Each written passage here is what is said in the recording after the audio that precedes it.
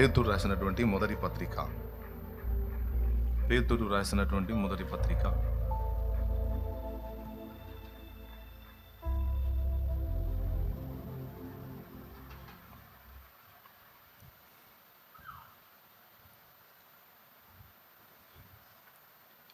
3వ అధ్యాయము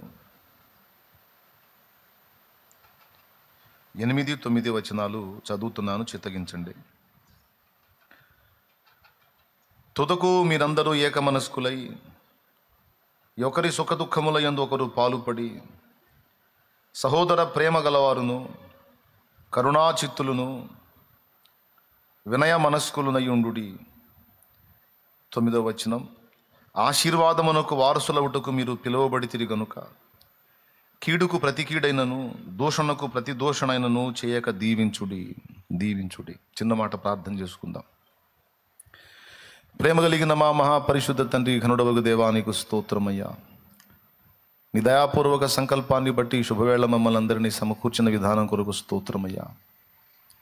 ఇంతసేపు నీ బిడ్డలు చేసిన స్తుతి ఆరాధన, మేము చేసినటువంటి ప్రార్థన విజ్ఞాపన అంతా గైకొన్నారు. మీకు వందనాలు. నీ మాటలు విన్న ఆశ కలిగి నీ బిడ్డలు వచ్చి ఉన్నారు. ఎన్నో పనులు పక్కన పెట్టేశారు, వ్యయ ప్రయాసలను నిర్లక్ష్యపరిచారు, నీ సన్నిధికి పరిగెత్తారు ప్రభు. నీ బిడ్డలు మిగులు ఆశతో, నా ప్రభా, నీ బిడ్డల యందు దయ ఉంచి ఇక్కడ కూడిన వారిని బట్టి, లైవ్ ద్వారా అనేక మంది, వేలాది మంది అందుబాటులోకి వచ్చారు. వారిని బట్టి, నీ బిడ్డలందరినీ బట్టి కృతజ్ఞతలు చెల్లిస్తున్నాను. వారితో నాతో మాట్లాడు. ఉపదేశాన్ని అడ్డగింప చూసి దురాత్మ దయ్యపు అంధకార శక్తుల ప్రభావం యేసునామములో బంధిస్తున్నాం. కృపగల దేవా, నీ బలహీన దాసుడు, యోగ్య దాసుడు, అపాత్రుడైన దాసుడు, నీ రక్తము చేత నీ దాసుని కడిగి పరిశుద్ధపరిచి నీ కొరకు వాడుకో. కర్తవ్యాన్ని బోధించు, కార్యోన్ముఖులను గావించు, కృపచూపు. స్తుతి మహిమ నీకే చెల్లిస్తూ యేసు ప్రశస్త నామంలో ప్రార్థించి విశ్వాసమును బట్టి స్వతంత్రించుకుంటున్నాం తండ్రి. ఆమేన్, ఆమేన్, ఆమేన్. ప్రభునందు ప్రియులారా, బైబిల్ గ్రంథం అంతట్లో పేతురు ద్వారా దేవుడు మనకు అందించిన పత్రికలు 2. ఆ 2 కూడా చాలా శ్రేష్టమైన పత్రికలు. పేతురుని గురించి గ్రంథం చెప్పింది విద్య లేని పామరుడు అని. ఆ విద్య లేని పామరుడు పరిశుద్ధాత్మ ప్రేరేపణకు లోబడి ఆయన పలికిన మాటలు మరొకరు రాశారు.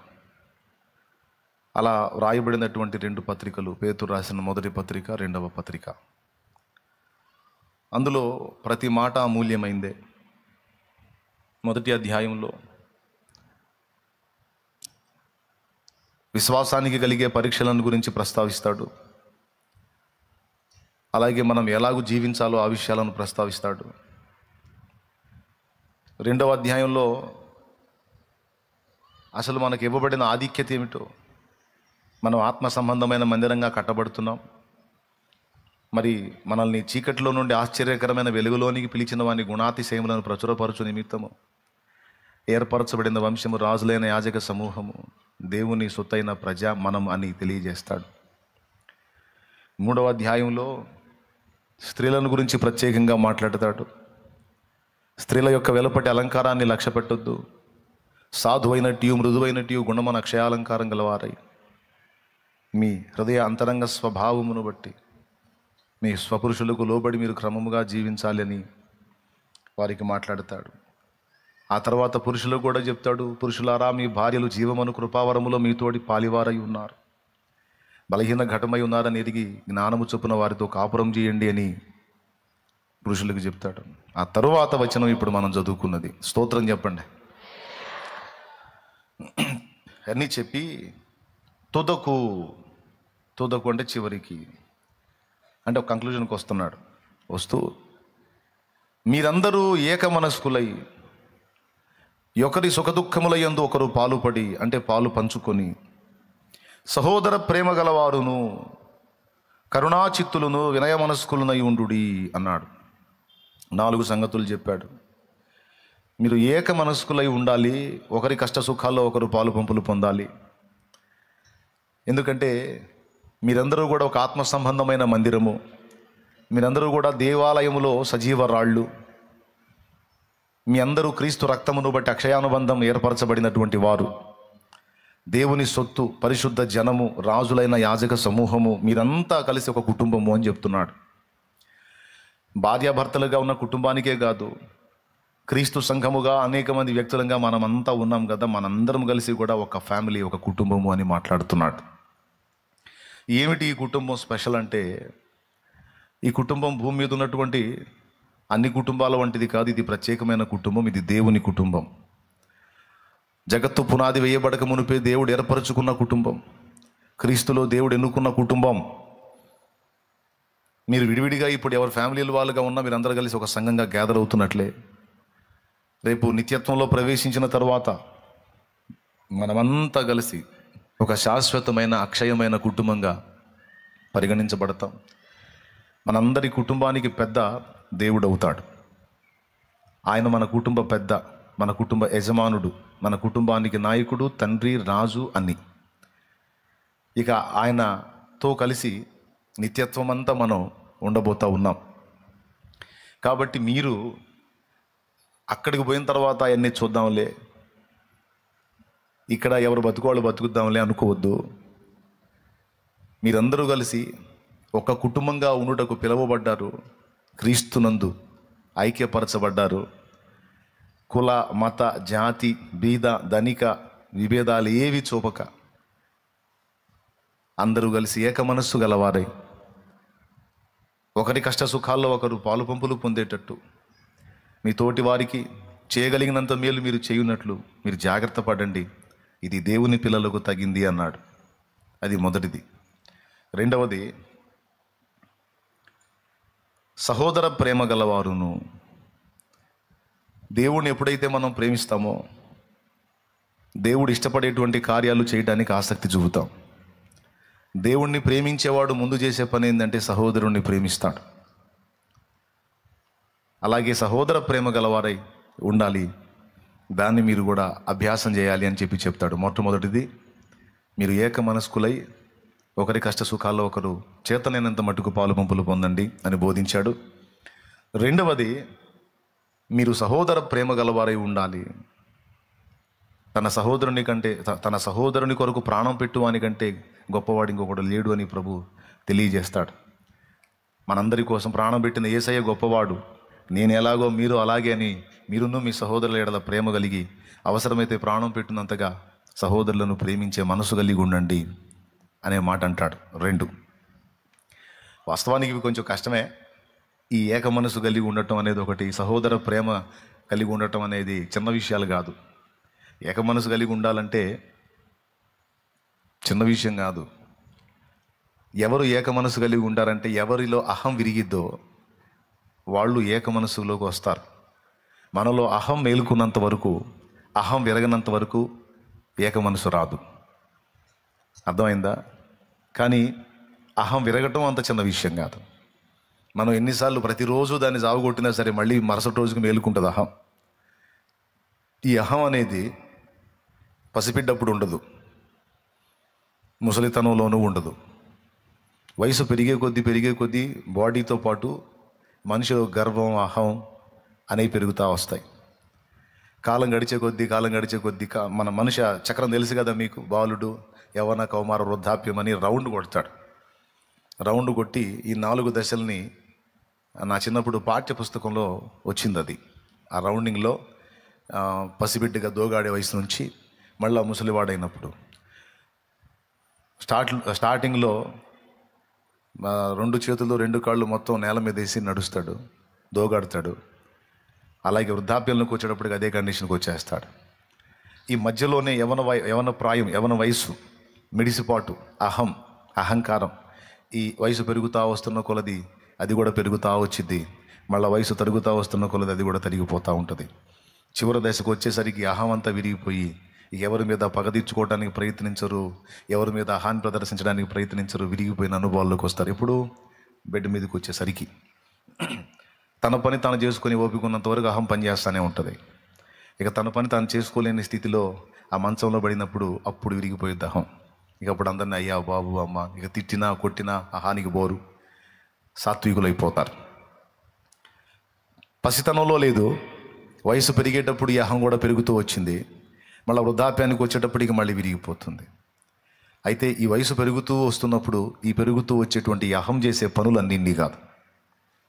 ఆ ఆహాన్ని బట్టే కొట్లాటలు, ఆహాన్ని బట్టే గొడవలు, ఆహాన్ని బట్టే కాపురంలో తగాదాలు, ఆహాన్ని బట్టే సమాజంలో హత్యలు, ఆహాన్ని బట్టే ఒకరినొకరు ద్వేషించుకోవటాలు, ఆహాన్ని బట్టే ఒకరినొకరు తృణీకరించుకోవటాలు, సకల దరిద్రమంతా ఆహాన్ని బట్టే వచ్చింది. Praise the lord.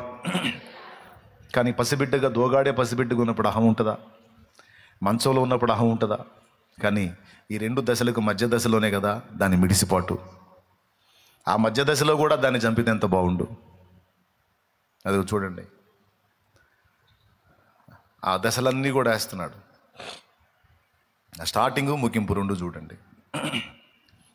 తీసేనా? ఈ అహం భార్యాభర్తల మధ్య చిచ్చు పెట్టిద్ది, స్నేహితుల మధ్య చిచ్చు పెట్టిద్ది, పొరుగువారి మధ్య చిచ్చు పెట్టిద్ది.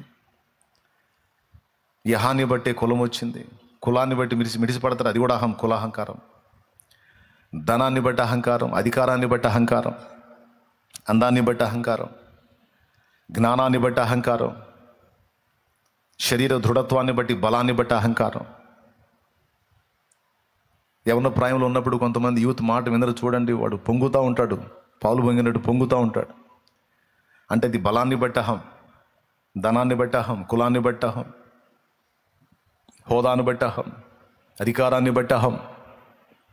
ఒకవాడికి అధికారం వచ్చింది కదా, ఇక ఆగడవాడు. కానీ ఆశ్చర్యకరమైన విషయం ఏంటంటే ఈ అహాన్ని మనం విరగదీయకపోతే, వినండి, ఈ అహాన్ని మనం విరగదీయకపోతే అది మనల్ని నాశనం చేసిద్ది.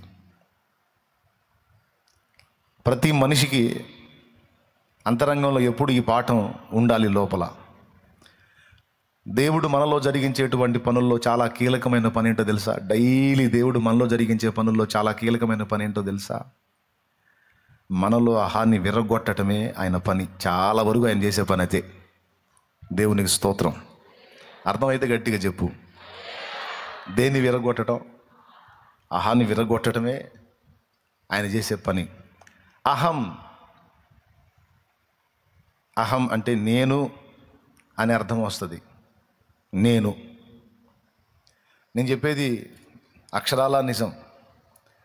దేవుడు మనలో చేసే పనులన్నిటిలో చాలా కీలకమైన పని మనలో నేను అనే అహాన్ని విరగొట్టడమే. ప్రతిరోజు చేస్తాడు ఆ పని దేవుడు. మనం దేన్ని బట్టి అతిశయపడి విర్రవీగుతూ ఉంటామో వాటన్నిటి విషయంలో మనల్ని విర్రగొట్టే పని దేవుడు పూనుకుంటాడు. లేకపోతే మనలో నేను అనే ఆ స్వయాన్ని, అహాన్ని దేవుడు విరగొట్టకపోతే మన అహం మనల్నే నాశనం చేసిద్ది. దీనికి బైబిల్లో అనేకమైన నిరూపణలు ఉన్నాయి. మచ్చు తునకలాగా ఒక నిరూపణ ఏంటంటే,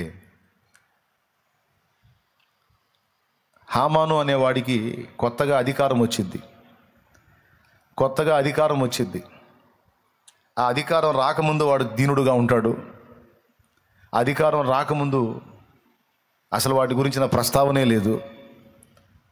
మొత్తానికి రాజైన అహస్వేరోషు ఈ హామాన్ అనేవాడిని హెచ్చిస్తాడు, ప్రధాన అధికారిగా పెడతాడు. అంటే రాజు దగ్గరికి డైరెక్ట్గా వెళ్ళి విషయాలను మాట్లాడేంత స్వేచ్ఛ, చనువు వానికి దొరికిద్ది. ఇక ఎవడు పోవాలన్నా సరే హామాను తర్వాతే. అలాంటి అధికారం హామాను పొందుతాడు.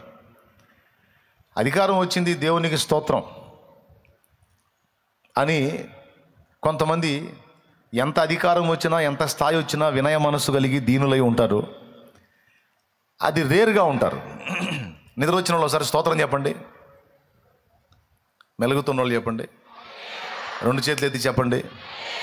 పక్కన వాళ్ళ ముఖాలు ఒకసారి చూడండి, పలకరించండి, చేతులు కలపండి. బతికున్నావా పోయావా అని ఒకసారి పలకరించండి.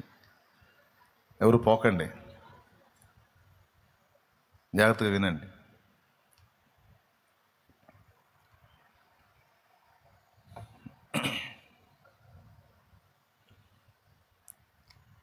ఏక మనస్సు ఎప్పుడు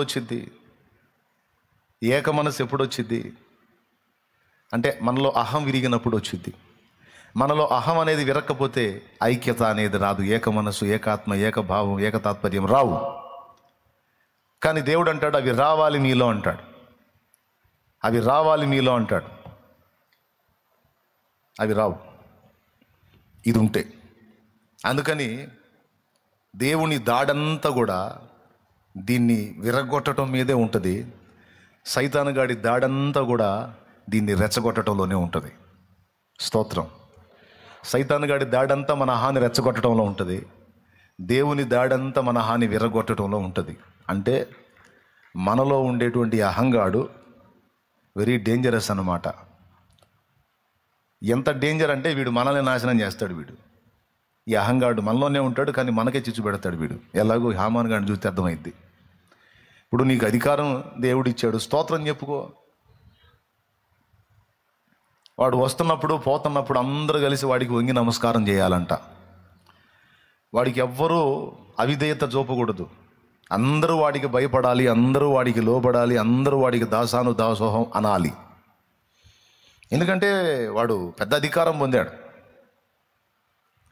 వాడు రాజు కాదు, కానీ రాజు అయినట్టు ఫీల్ అవుతున్నాడు. వాడు రాజు ఆస్థానానికి వెళ్ళేటప్పుడు వచ్చేటప్పుడు అందరూ వాడిని చూసి అలా వంగుతారనమాట.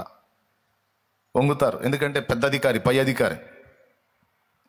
మొర్దెకై అనేవాడు వంగడు, ఎందుకంటే అతడు యూదుడు. అతడు వంగడు, నమస్కరించడు.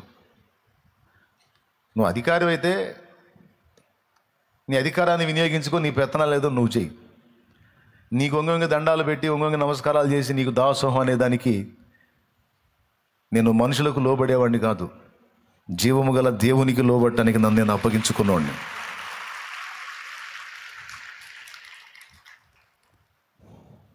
నేను అధికారాలకి దండం పెట్టేవాడిని కాదు, అధికారాలు అన్నిటినీ అనుగ్రహించిన సర్వాధికారి సేవకుణ్ణి నేను.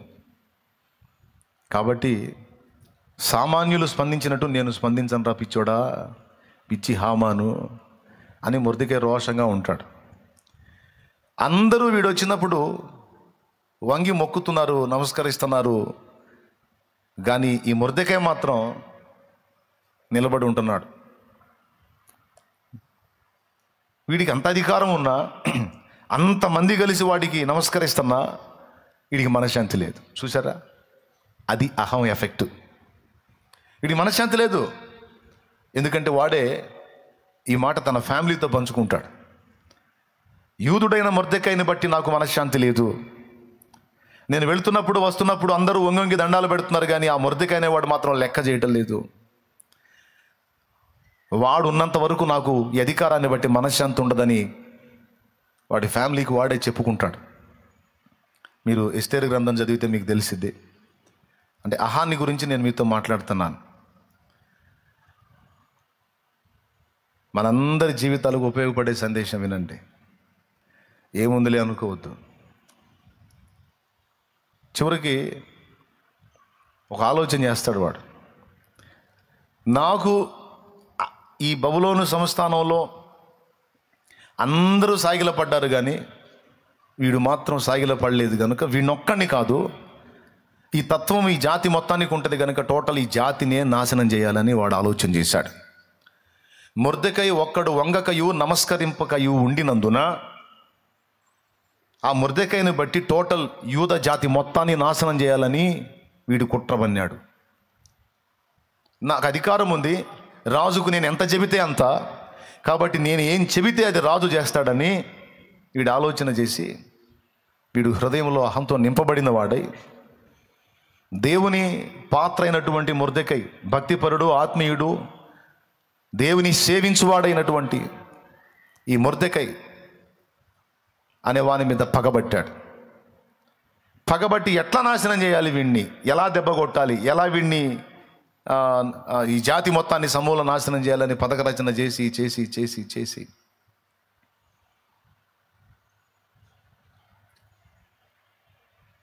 ఓ రోజు రాజుతో మాట్లాడటానికి నైట్ బయలుదేరతాడు. నైట్ బయలుదేరి రాజు ఆస్థానంలోనికి వెళ్ళక మునిపే రాజు నిద్ర మేల్కొని, అరే నాకు నిద్ర పట్టట్లేదు, ఎంత తిప్పలబడ్డా నిద్ర పట్టట్లేదు, రాజ్య సమాచార గ్రంథం తేండి అంటాడు.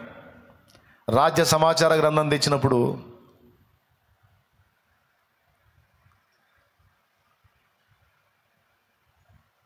స్తోత్రం చెప్పమ్మా, చెప్పండి, గట్టిగా చెప్పండి. తెచ్చినప్పుడు వాళ్ళు తీసుకొచ్చి ఇస్తారు, తిప్పుతూ ఉంటాడు. ఒక చోట మొర్దెకై చేసినటువంటి సహాయం, రాజు దగ్గర ఉండేటువంటి వాళ్ళు చేసిన కుట్రలో రాజు చావకుండా రాజుకు సమాచారం అందించి రాజును కాపాడినటువంటి మొర్దెకై అని రాసి ఉంటుంది. అరే, నా ప్రాణాన్ని కాపాడాడు కదా ఈ మొర్దెకై అనేవాడు, ఇతనికి సన్మానం ఏమన్నా చేశారా అని అడుగుతాడు.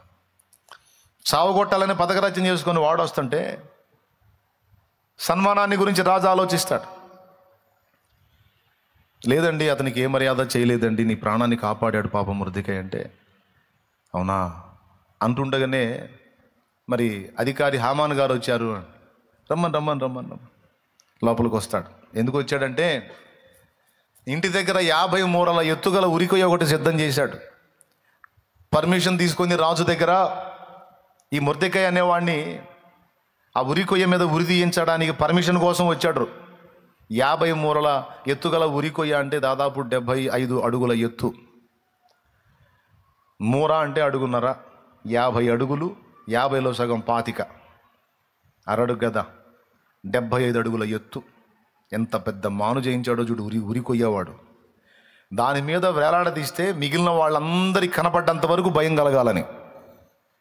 ఎవరిని? మొర్దెకైని ఉరిదీస్తే ఇక ఎవడైనా సరే అడుగుతారు, ఎందుకు ఉరిదీస్తున్నారని అడుగుతారు. ఎందుకంటే హామానుకు మొక్కనందుకు, వంగి నమస్కరించనందుకు అనే వార్త దావాలనమైద్ది కదా, అందరూ అదురుకొని వస్తారు కదా, అందుకని. వీడికి ఎంత ఆరాటం పుట్టిందంటే వీడి కడుపులో ఉన్న ఆహాన్ని బట్టి, వీడంటే అందరూ హడిలు చావాలనుకున్నాడు వీడు. అనుకొని అలాంటి పథకాన్ని వేసుకొని పోతే తీరా అడగబోయేసరికి ఏం జరిగిందో తెలుసా? తాను ఒకటి దలిస్తే దైవం ఒకటి దలుస్తాడని సావకూడదామని వీడు ఐడియా వేసుకొని పోతే సన్మానం చేయమని రాజు ఆర్డర్ ఇస్తాడు వీడికే. హమాను, భలే టయానికి వచ్చా, రాజు ఘనపరచన అపేక్షించువానికి ఏం చేస్తే బాగుంటుందో కొంచెం చెప్పవా అన్నాడు. బాయ్ స్తోత్రం చెప్పు గట్టిగా చెప్పు. రాజు ఘనపరచన అపేక్షించువానికి ఏం చేస్తే బాగుంటుందంటే, నన్నుగాక ఇంకెవరిని సన్మానిస్తాడులే, ఈ మధ్య మనకే కదా బాగా అన్ని కలిసి వస్తున్నాయి, ఈ మధ్య మనకే కదా అన్ని విషయాల్లో అనుకూలంగా ఉంది పరిస్థితులు, రాజుకు బాగా మన మీదే కదా ఇప్పుడు మోజుగా ఉంది, కాబట్టి నన్నుగాక ఇంకెవరిని అనుకుంటాడులని రాజు ఘనపరచన అపేక్షించు వానికి రాజవస్త్రంలో తొడిగించి రాజుగారి వాహనం ఎక్కించి రాజ్యములో ఊరేగింపు చేయించాలి, రాజు కిరీటం పెట్టాలి, అన్నీ చేసి రాజు ఎక్కే వాహనాన్ని ఎక్కించి తిప్పాలయ్యా. అది రాజు ఘనపరచన అపేక్షించే వాడికి చేయదగ్గది. అంటే అట్లయితే నువ్వు చెప్పినవన్నీ యూదుడైన మొర్దెకైకి చెయ్యి, ఎందుకంటే అతడు నా ప్రాణమును కాపాడాడు అని చెప్తాడు.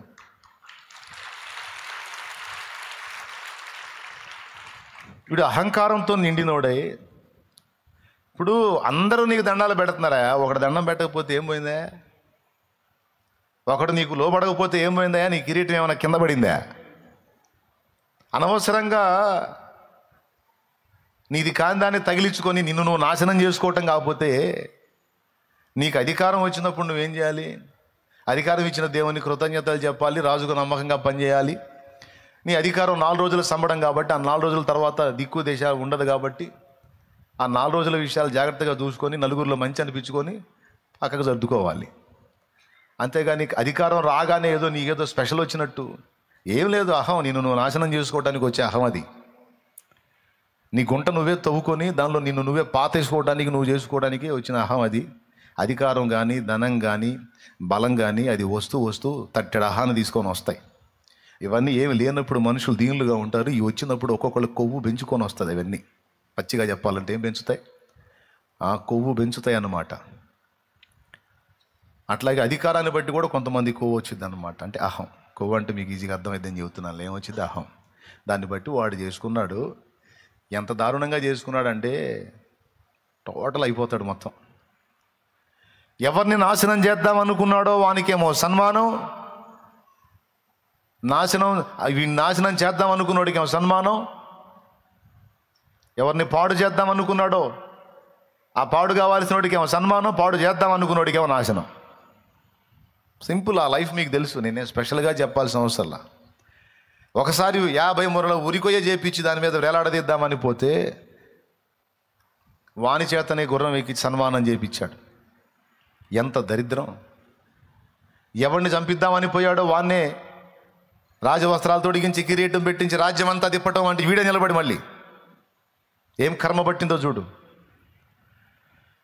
ఇది ఎందుకు చెప్తున్నానంటే, వాడు పెట్టుకుంది ఎవరితో పెట్టుకున్నాడంటే, భూమి ఆకాశములకు సృష్టికర్త జీవము గల దేవుడు సైన్యములకు అధిపత్యకు యెహోవా సేవకునితో పెట్టుకున్నాడు.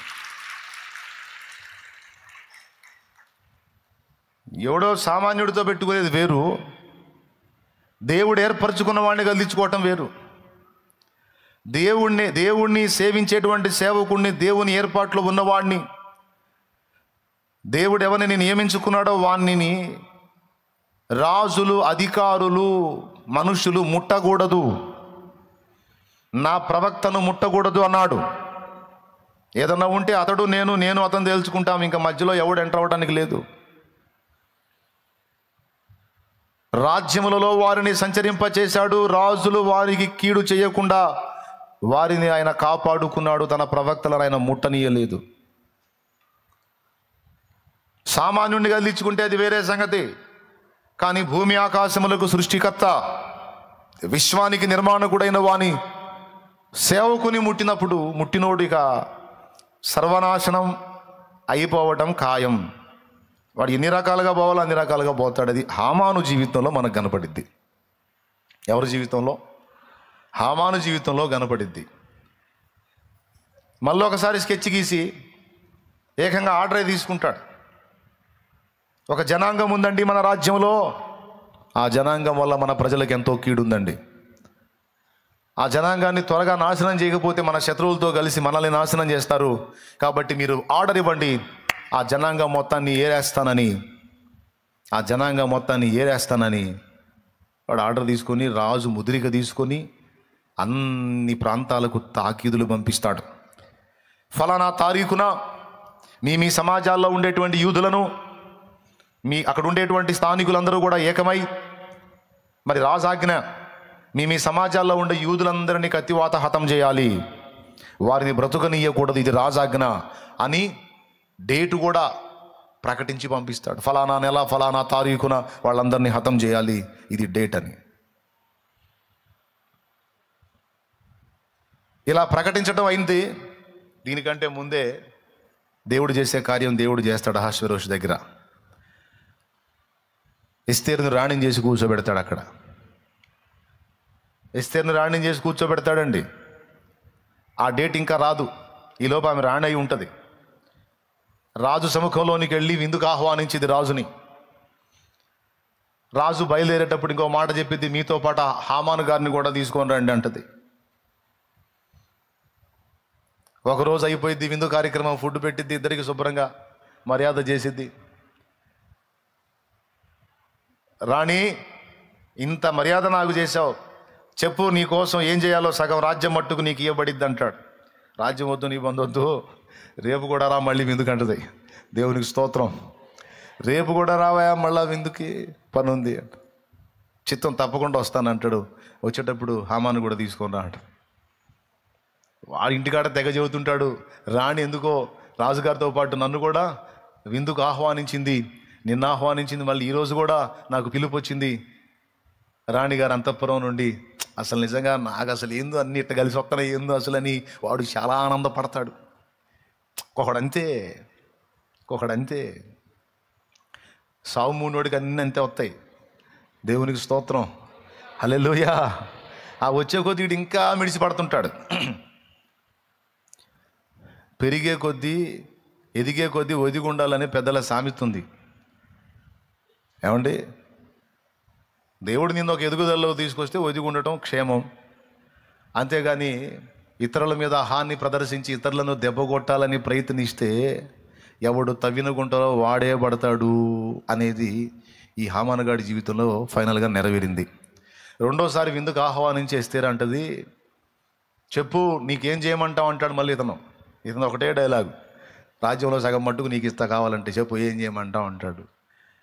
నాకేం చేసుకున్నాయా, నా జనాంగం మొత్తం చచ్చిన తర్వాత ఇవన్నీ ఏం చేసుకొని నేను, నా ప్రజలు పోయిన తర్వాత నేను బ్రతికుండి ప్రయోజనంగా ఉంది అని బాధపడితే, నీ జనాంగాన్ని నాశనం చేయటానికి ఇంత సాహసం చేసిన దుర్మార్గుడు ఎవడు అంటే, నిన్ను నీ జనమును నాశనం చేయటానికి కుట్ర పని నా దుర్మార్గుడు ఎవడో అంటే ఈ దుష్టుడైన హామానే అంటది.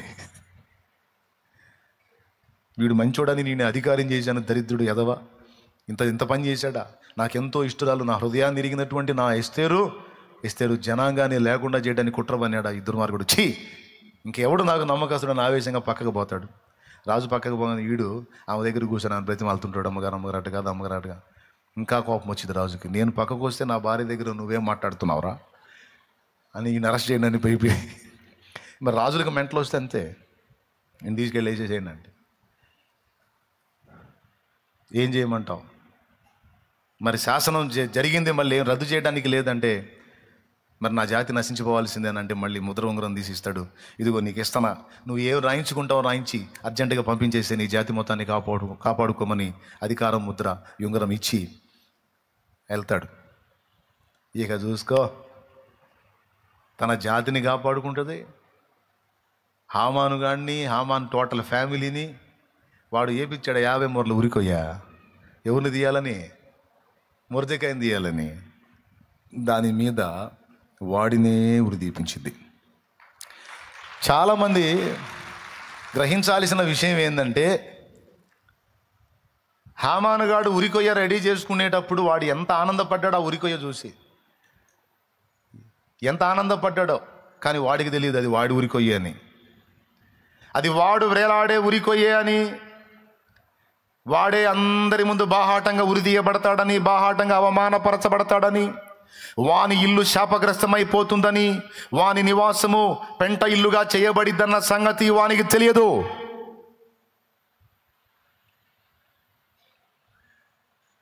వాడు ఎంత నాశనం అవుతాడో వానికి తెలియదు.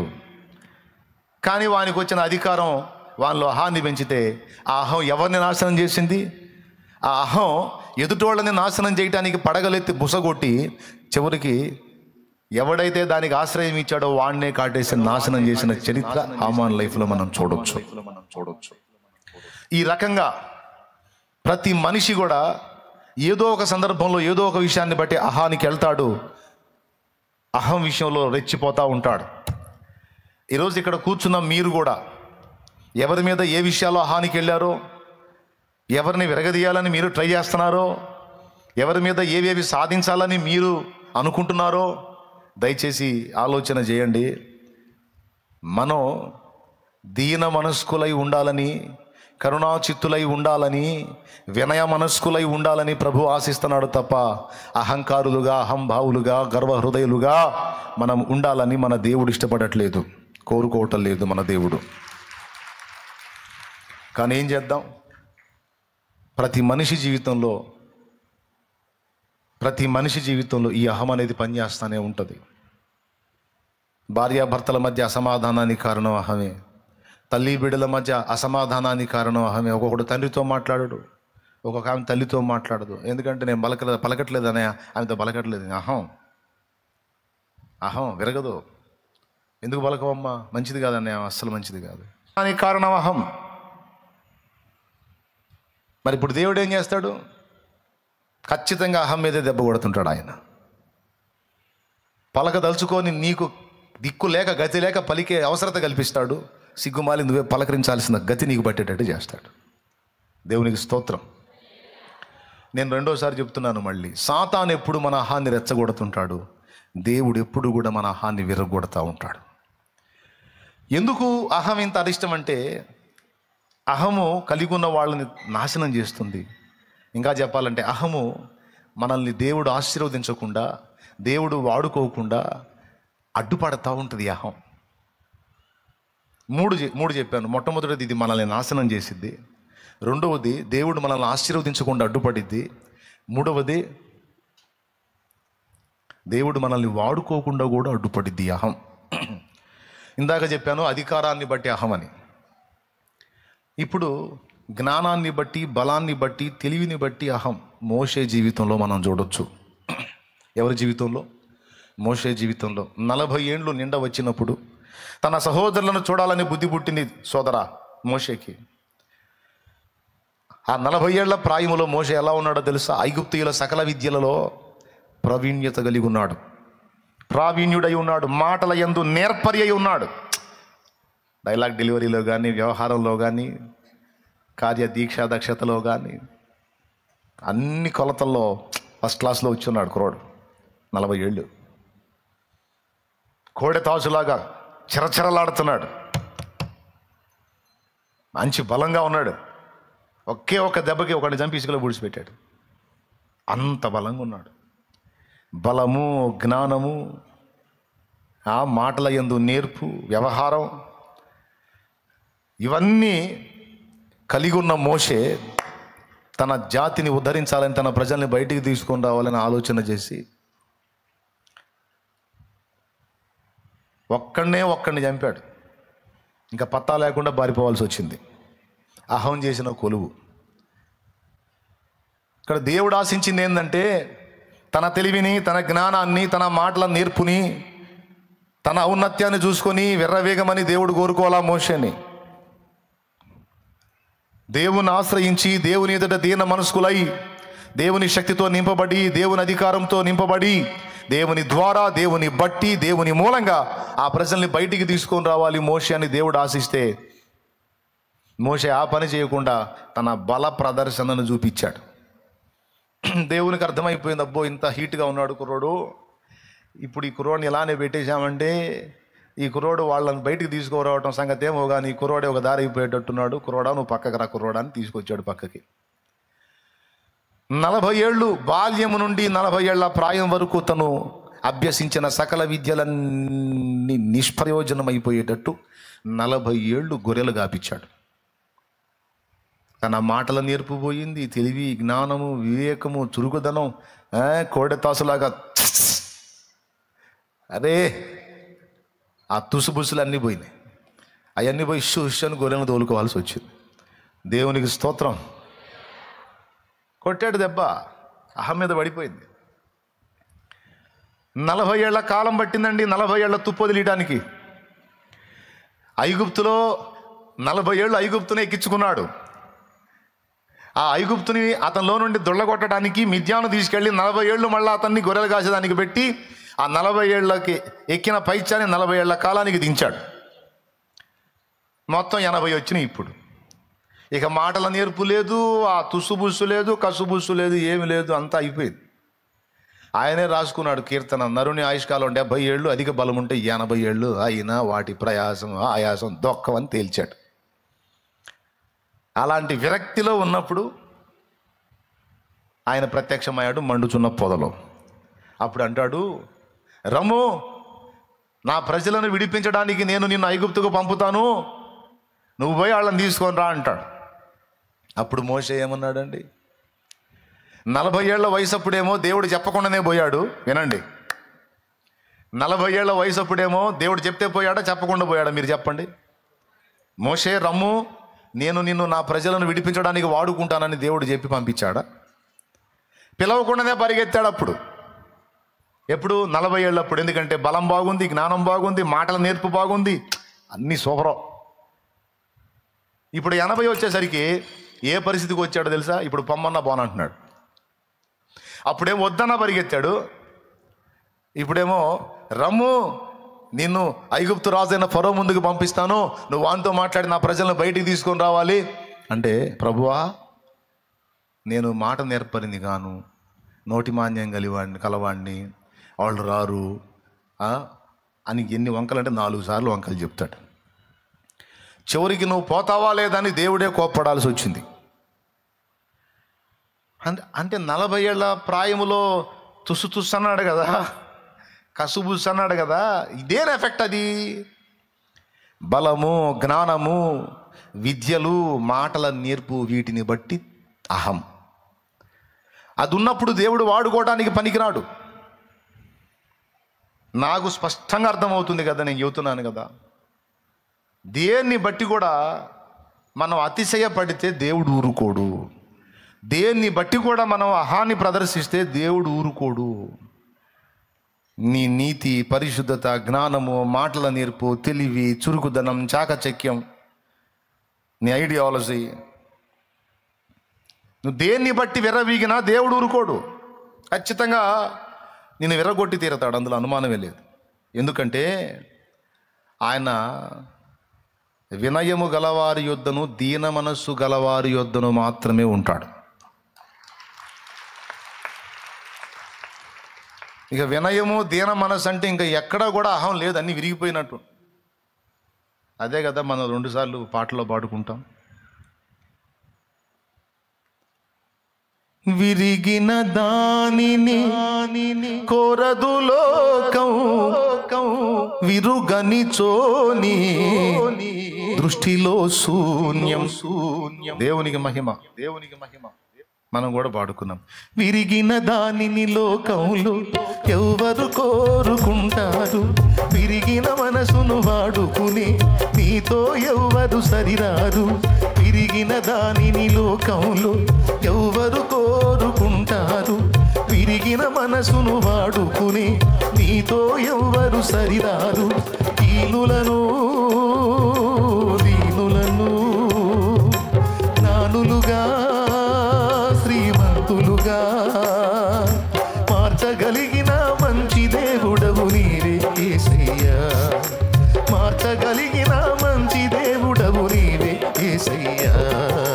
నీవు లేకపోతే నా బ్రతుకే లేదయ్యా, నువ్వు చేరదీయబోతే నా మనసే చేదయ్యా. లేకపోతే నా బ్రతుకే లేదయ్యా, నువ్వు చేరదీయబోతే నా మనసే చేదయ్యా. దేవునికి మహిమ. ఇప్పుడు ఏం చేయాల్సి వచ్చింది? మోషేని దేవుడు విరగొట్టాల్సి వచ్చింది, నలగొట్టాల్సి వచ్చింది. ఎందుకు? దీనుని చేయాలి. నువ్వు దేన్ని బట్టి విర్రవీగినా దేవుడికి నచ్చదు.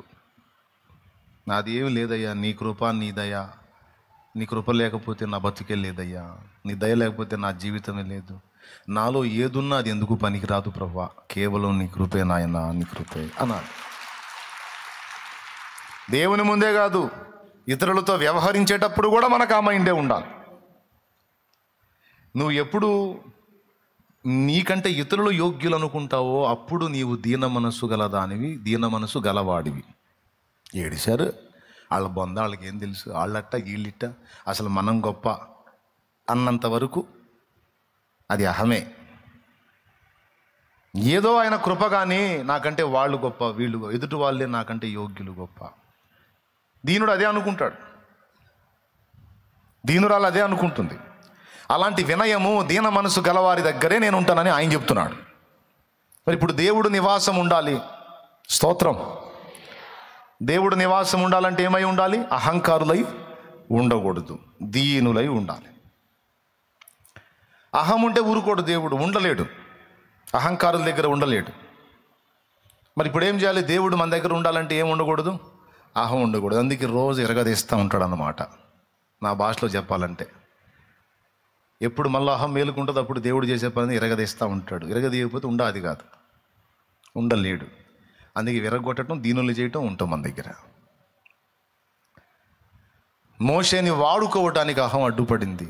అందుకే 40 ఏళ్ళు దాన్ని విరగొట్టి ఖాళీ పాత్రను చేసి చివరికి మోషేని దీనుణ్ణి చేసి నా వల్ల కాదు నాయనా అన్న స్థితికి తీసుకొచ్చి, ఎప్పుడైతే నా వల్ల కాదు అని తన అయోగ్యతను ప్రకటించాడో అప్పుడు అన్నాడు, ఇదిగో నేను నీకు తోడై ఉన్నాను, నేను నీకు తోడుగా ఉంటాను. ఇప్పుడు అర్థమైపోయిందిగా నువ్వేం చేయలేవని, నీ దగ్గర ఏం లేదని. ఆనాడేమో నేను వద్దన్నా పరిగెత్తావు, ఇప్పుడు పొమ్మన్నా పోవట్లేదంటే నీ అయోగ్యత, నీ అనర్హత, నీ బలహీనత, నీ చేతగానితనం, నీ అసమర్థత నీకు అర్థమైంది. నేను ఎవరినైనా వాడుకోవాలనుకుంటే వానికి ముందు ఇది అర్థమై ఉండాలి. నేను ఎవరినైనా వాడుకోవాలంటే, నేను ఎవరిని వాడుకోవాలనుకున్నానో సదరు వ్యక్తికి ఈ విషయాలు అర్థమై ఉండాలి. అప్పుడే నేను వాడుకుంటా. నేను కూడా కొంచెం పర్వాలేదు, నాకు కూడా కొంచెం జ్ఞానం ఉంది, నేను కూడా కొంచెం పరిశుద్ధుడినే, నేను కూడా కొంచెం నీతి గలవాడినే, నేను కూడా కొంచెం పర్వాలేదు అని కాదు. తానెంత బలహీనుడో, అయోగ్యుడో, అపాత్రుడో, అనర్హుడో, బలహీనుడో ఎవడు గుర్తిస్తాడో వానిని వాడుకుంటాను నేను. స్త్రీ అయినా పురుషుడైనా వీటిని గుర్తించిన వాళ్ళని దేవుడు వాడుకుంటాడు. వీటిని గుర్తించకపోతే దేవుడు వాడుకోలేడు. ఎందుకంటే వీళ్ళు అహంతో విర్రవీగుతారు, దెబ్బతింటారు. ఒకవేళ దేవుడు నన్ను వాడుకోవాలి, దేవా నన్ను వాడుకో నాయనా వాడుకో అని ప్రార్థన చేస్తుంటారు కదా కొంతమంది. చిత్రం ఏందో, మీలో కొంతమంది ఈ విధమైన ప్రార్థన ఎప్పుడైతే మొదలు పెట్టారో అప్పుడు మీకు అగచాట్లు స్టార్ట్ అయినాయి. దేవా నన్ను నీ కొరకు వాడుకో అని నువ్వు ప్రార్థన చేయకముందు నీకే గొడవ లేదు. నేను చెప్పిన దాన్ని కొంచెం ఆలోచించి చూడండి, నిజమో కాదో మీకే అర్థమైంది. దేవా నన్ను నీ కొరకు వాడుకోయ్యా, నన్ను నీ కొరకు వాడుకో ప్రభువా, 10 మంది రక్షణ కొరకు నన్ను వాడుకోయ్యా, అనేకులకు దీపంగా నన్ను వెలిగించయ్యా, అనేకులకు ఆశీర్వాద కారణంగా నన్ను చేయయ్యా అని ఎప్పుడైతే నువ్వు ప్రార్థన చేయటం మొదలు పెట్టావో అప్పుడు నీకు స్టార్ట్ అయింది అగచాట్ల పర్వం. ఇబ్బందుల కొలిమి స్టార్ట్ అయింది, శ్రమల కొలిమి స్టార్ట్ అయింది, నిందల పర్వం స్టార్ట్ అయింది, వ్యతిరేకతలు స్టార్ట్ అయినాయి, శోధనలు స్టార్ట్ అయినాయి, అన్నీ వచ్చినాయి. అన్నీ కాబట్టి కొన్నైనా వచ్చి ఉంటాయి. నీకు ఆశ్చర్యం, వాడుకోమంటే ఈ బాధలేందని. అంటే దేవుడు నిన్ను వాడుకోవడానికి ముందు అర్హమైన పాత్రగా తీర్చిదిద్దుకుంటాడు. అర్హమైన పాత్రగా నిన్ను తీర్చిదిద్దే ప్రక్రియలో ముందు దేవుడు చేసే పని ఏంటంటే, నిన్ను ఆయన పనికి వాడబడకుండా అడ్డగించే అహాన్ని నాశనం చేయటమే ముందు దేవుడు చేసే పని. నీలో ఆ నేను అనే స్వయాన్ని, అహాన్ని విర్రగొట్టడానికి దేవుడు రకరకాల పరిస్థితులను నీ జీవితంలోకి అనుమతించి ఆయన అనుకున్న దాన్ని నీలో సాధిస్తాడు. ఆ సాధించే ప్రక్రియలో రకరకాల పరిస్థితుల్ని, నీకు ఊహించని పరిస్థితుల్ని నీ జీవితంలోకి అనుమతించి సరిచేస్తాడు. ఆ పరిస్థితులు నీ జీవితంలోకి అనుమతిస్తున్నప్పుడు ఆ సెగ తట్టుకోలేక, ఆ కొలిమి తట్టుకోలేక నువ్వు అడుగుతావు, దేవా ఎందుకు నాకు ఈ పరిస్థితి, ఎందుకు నాకు ఈ బాధలు, ఎందుకు నాకు ఈ శ్రమలు, ఎందుకు నాకు ఈ శోధనలు నువ్వు అంటే, దేవుడు అంటాడు, నువ్వేగా ప్రార్థన చేసావు రోజు, నన్ను వాడుకో, నన్ను వాడుకో, నన్ను వాడుకొని వాడుకుందామని. వాడుకోమంటే వాడుకో నాయన, నన్ను ఆడుకుంటున్నావేంది దేవా? నువ్వు వాడుకోవాలని ప్రార్థన చేశావు కానీ నువ్వు నాతో ఆడుకుంటున్నావేంది తండ్రి? అసలు ఏంది తండ్రి నా పరిస్థితి, ఏంది తండ్రి? ఆడుకోవట్లేదు తల్లి, ఆడుకోవట్లేదు నాన్న. వాడుకోవటానికి అర్హమైన పాత్రగా నీలో నేనుండి పని చేయడానికి అడ్డగించే అహాన్ని విరగొడుతున్నాను. ఎందుకంటే నువ్వు నా కార్యాన్ని నెరవేర్చాలంటే నా కృప నీకు కావాలి. ఆ కృప నీకు దొరకాలంటే అది అహంకారం ఉంటే దొరకదు, దీనులకు దొరికిద్ది. ఎవరికి దొరికిద్ది? ఎందుకంటే నేను అహంకారులను ఎదిరిస్తాను, దీనులకు కృప చూపుతాను. నువ్వేమో వాడుకో వాడుకో వాడుకో అని ప్రార్థన చేస్తావు. నీలోనేమో రకరకాల విషయాలను బట్టి అహం ఉంది, దాని అంతా విరగొట్టాలి. బోల్డ్ అంత పని పెట్టుకున్నా ఇప్పుడు నీ మీద. కాబట్టి నువ్వు నిమ్మళంగా ఉండు, నేను సరిచేసి వాడుకుంటాలే అంట. ఆ సరిచేసే ప్రక్రియ మోషే జీవితంలో మనం చూసాం. చివరికి ఒకప్పుడు పరిగెత్తినోడు ఇప్పుడు పొమ్మన్న ఓటల. ఇది నిర్గమాకాండం 3వ అధ్యాయంలో మీకు దొరికిద్ది. ఇంటికి పోయినావు చూసుకోవచ్చు, మీకు తెలియని స్టోరీయా. ఇక్కడ మోషే విషయంలో స్వయాన్ని విరగొట్టడానికి 40 ఏళ్ల కాలం తీసుకున్నాడు, విరగొట్టాడు. ఈ 40 ఏళ్ల ట్రైనింగ్కి మళ్ళీ 40 ఏళ్ల ఆయుష్కాలం పొడిగించి మొత్తం మీద మోషేని 40 ఏళ్ళు బలంగా వాడుకున్నాడు దేవుడు. వాడుకున్నాడు. వాడకానికి ముందు అహాన్ని విరగొట్టడం అనేది చేశాడు. కాబట్టి అధికారాన్ని బట్టి వచ్చిన అహం హమాను నాశనం చేసింది. బలాన్ని, జ్ఞానాన్ని, విద్యలను, నేర్పుని, మాటల నేర్పుని బట్టి వచ్చిన అహాన్ని మోషేలో విరగొట్టి దేవుడు మోషేని వాడుకున్నాడు. సో అహము మనల్ని నాశనం చేస్తుంది. అహము దేవుడు మనల్ని వాడుకోవడానికి అడ్డుపడుతుంది, వాడుకోకుండా అడ్డుపడుతుంది. దేవుడు మనల్ని వాడుకోవాలంటే ఇది విరగాలి. ఇది విరగాలంటే మనంతటా మనం అహాన్ని విరగొట్టుకోవడం మనకు చేత కాదు. అందుకే దేవుడే పూనుకొని కొన్ని పనులు చేపిస్తాడు, కొన్ని అనుమతిస్తాడు. కొంతమందికి అసలు తమలో అహం ఉందన్న సంగతే తెలియదు. కొంతమందికి అసలు తమలో అహం ఉందన్న సంగతే తెలియదు. వాళ్ళకు ఏం ఫీలింగ్ ఉంటుందో తెలుసా? నేను చాలా దీనుణ్ణి, నేను చాలా దీనురాల్ని అనే ఫీలింగ్ కొంతమందికి ఉంటుంది. విచిత్రం ఏంటంటే నేను చాలా దీనుణ్ణి, నేను చాలా దీనురాల్ని అనుకోవటం కూడా అహమే. ఓయ్ బాబు, ఎట్టు కూడా అనుకోకూడదా? మరి అది అహమే.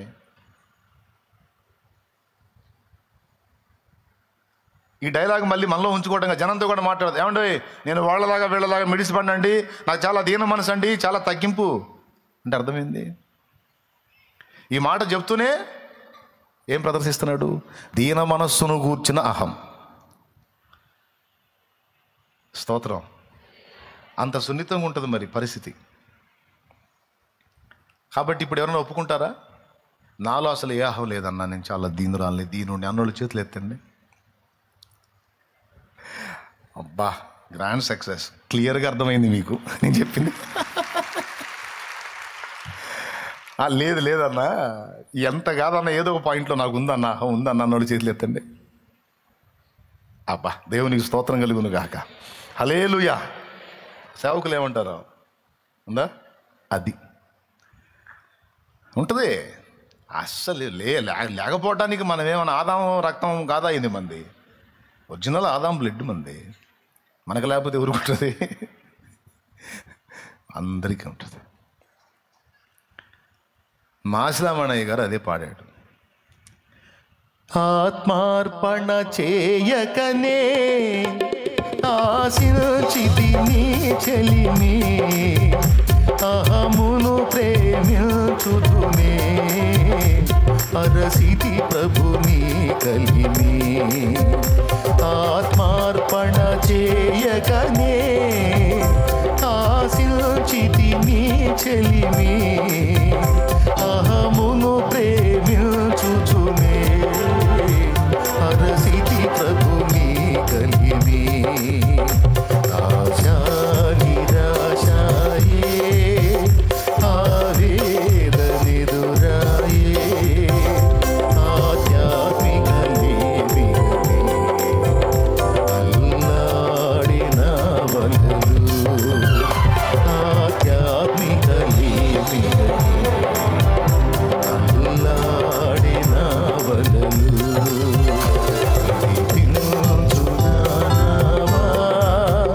నడి సంద్రమున దేవా నవ జీవన మార్గమున నా జన్మ తరింప. దేవునికి మహిమ.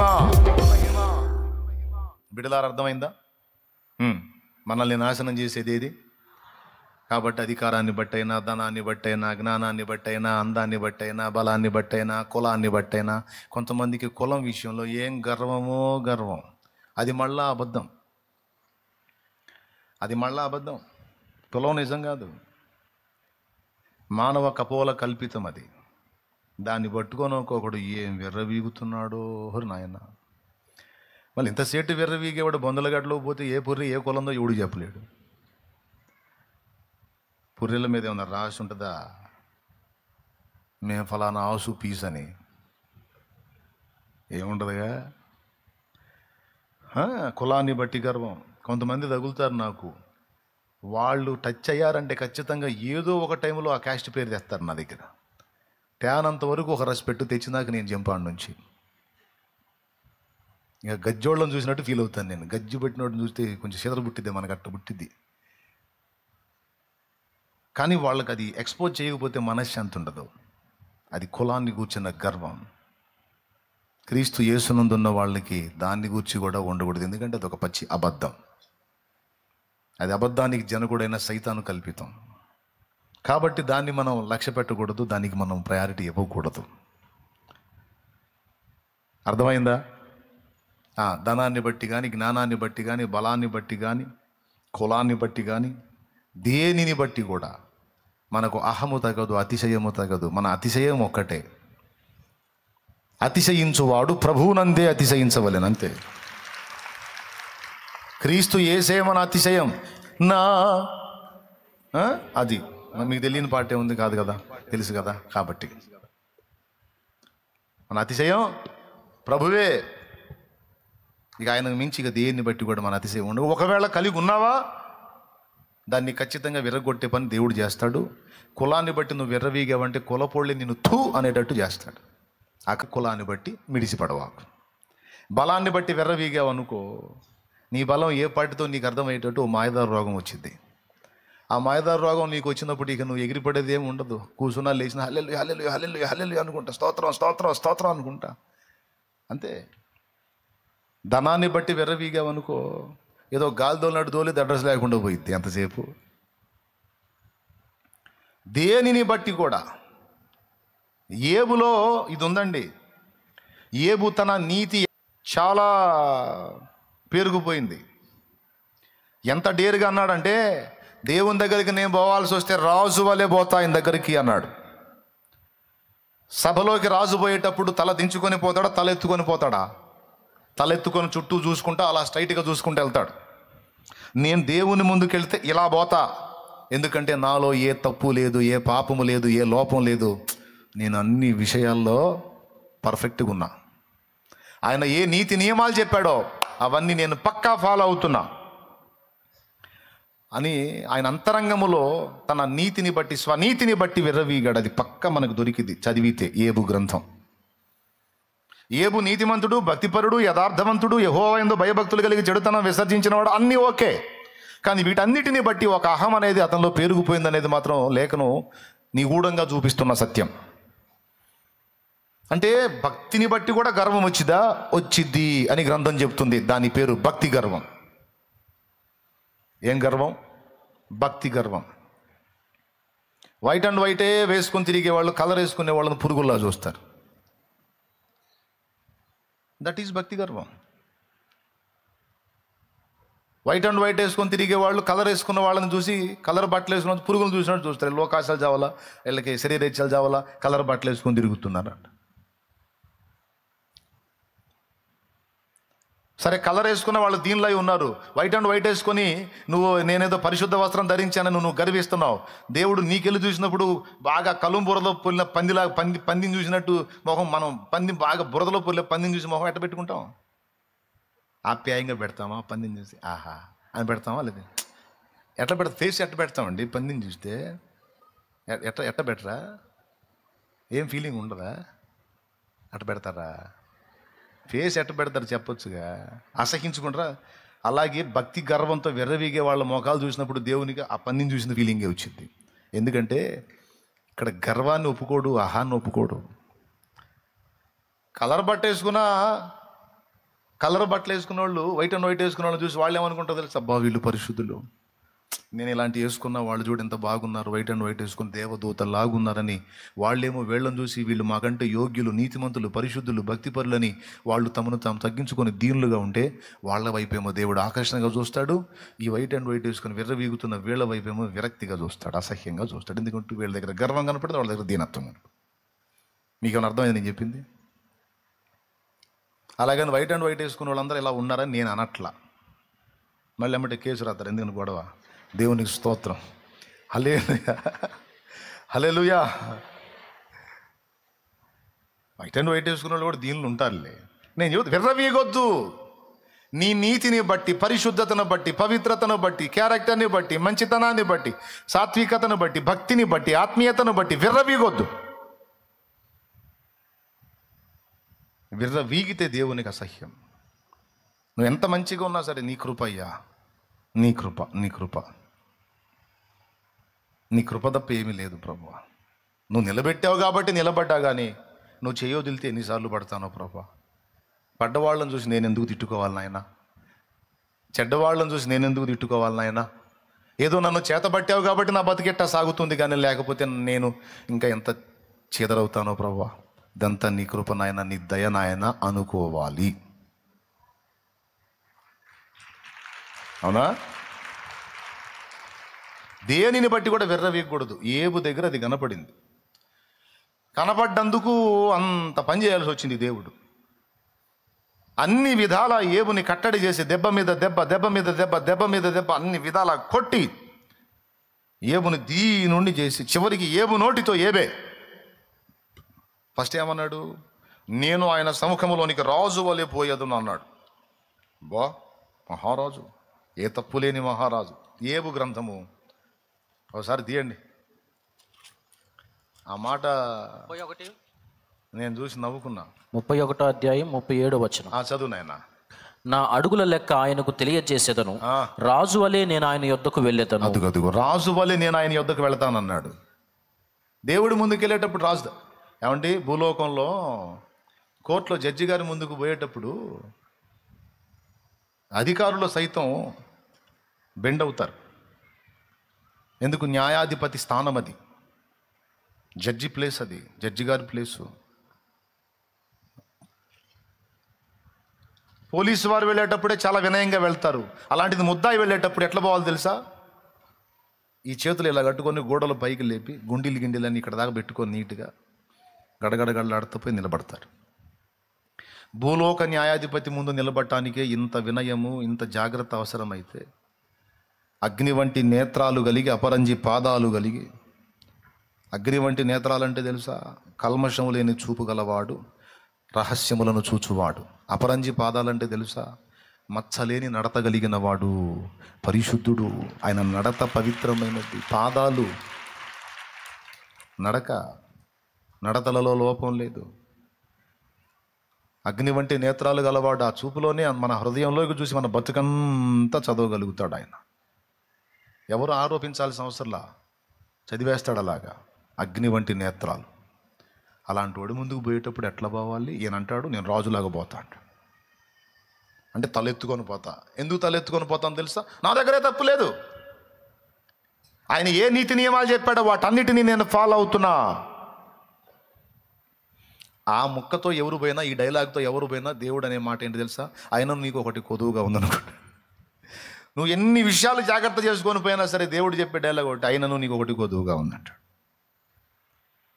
కాబట్టి ఆయన దగ్గర రాజు వల్లే పోవటంగా, దీనుడుగా, దీనురాలిగా. చివరికి ఆయన ఏమన్నాడో తెలుసా? నన్ను నేను అసహించుకొని బూడిదలోను ధూళిలోను పడి పశ్చాత్తాపడుచున్నానన్నాడు. చివరి అధ్యాయం ఒకసారి తీసుకోండి. యోబు గ్రంథము 42వ అధ్యాయము 2వ వచనం నుంచి. నీవు సమస్త క్రియలను చేయగలవనియు, నీవు ఉద్దేశించినది ఏది నిష్ఫలము కానేరదనియు నేను ఇప్పుడు తెలుసుకున్నా. అంటే అంతకుముందు తెలియక ఏదేదో పెద్ద పెద్ద డైలాగులు వాడా, తెలియక ఏదో పెద్ద పెద్ద మాటలు మాట్లాడా, తెలియక ఏదో పెద్ద పెద్ద ఆలోచనలు చేశా. ఇప్పుడు తెలిసింది, సిగ్గొచ్చింది. చదువు. జ్ఞానము లేని మాటల చేత ఆలోచనను నిరర్ధకము చేయి వీడెవడు? అలాగున వివేచన లేని వాడనై నేను ఏమీయూ నెరుగక నా బుద్ధికి మించిన సంగతులను గురించి మాట్లాడి తిని. చూసా, ఒప్పుకున్నాడు. నా బుద్ధికి మించిన సంగతులను గురించి నేను మాట్లాడాను. దేన్ని బట్టి మాట్లాడాను? వివేచన లేకుండా. ఈ వివేచన దెబ్బతీసింది ఏది? అహం.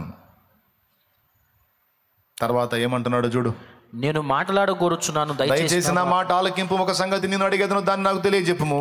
వినికిడి చేత నిన్ను కూర్చిన వార్త నేను వింటిని. ఇప్పుడు నేను నిన్ను కనులారా చూచుచున్నాను. కావున నన్ను నేను అసహించుకొని ధూళిలోను బూడిదలోను పడి పశ్చాత్తాపడుచున్నాను. చూసావా, ఒప్పుకున్నాడు. అప్పుడు దేవుడు అన్నాడు, నా సేవకుడైన యోబు పలికినట్లు మీరు నన్ను గూర్చి యుక్తమైనది పలుకలేదు గనుక. యుక్తమైన మాట, ఇన్ని మాటల్లో 42 అధ్యాయాల్లో యుక్తమైన మాటను పట్టుకున్నాడు దేవుడు. ఇదమ్మా డైలాగ్, ఇదమ్మా ఉండాల్సింది. ఏంటమ్మా ఉండాల్సింది? నేను అంత మంచివాడిని, నేను ఎంత మంచివాడిని, విధవరాలికి న్యాయం చేశాను, దిక్కులేని వారికి ఆశ్రయంగా ఉన్నాను, దుర్మార్గుల దవడ మీద కొట్టి దీనులకు వాళ్ళకి ఇప్పించాను, వస్త్రహీనులకు వస్త్రం ఇచ్చాను, పొరుగువాని భార్యను ఆశించలేదు, నేను అంత మంచివాడిని, ఇంత మంచివాడిని అని. నిజంగా అన్నీ మంచియే, దేవుడు మెచ్చేవే, అవన్నీ గొప్పవే. కానీ వాటిని బట్టి ఆయన ఓన్గా అహం ఫీల్ అవ్వద్దు.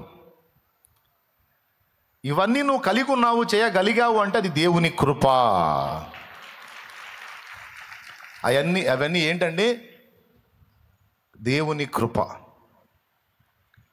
ఆ కృప లేకపోతే, ఆ దయ దేవుడు చూపకపోతే, ఆ బలాన్ని దేవుడు నీకు ఇవ్వకపోతే నీ వల్ల కాదు.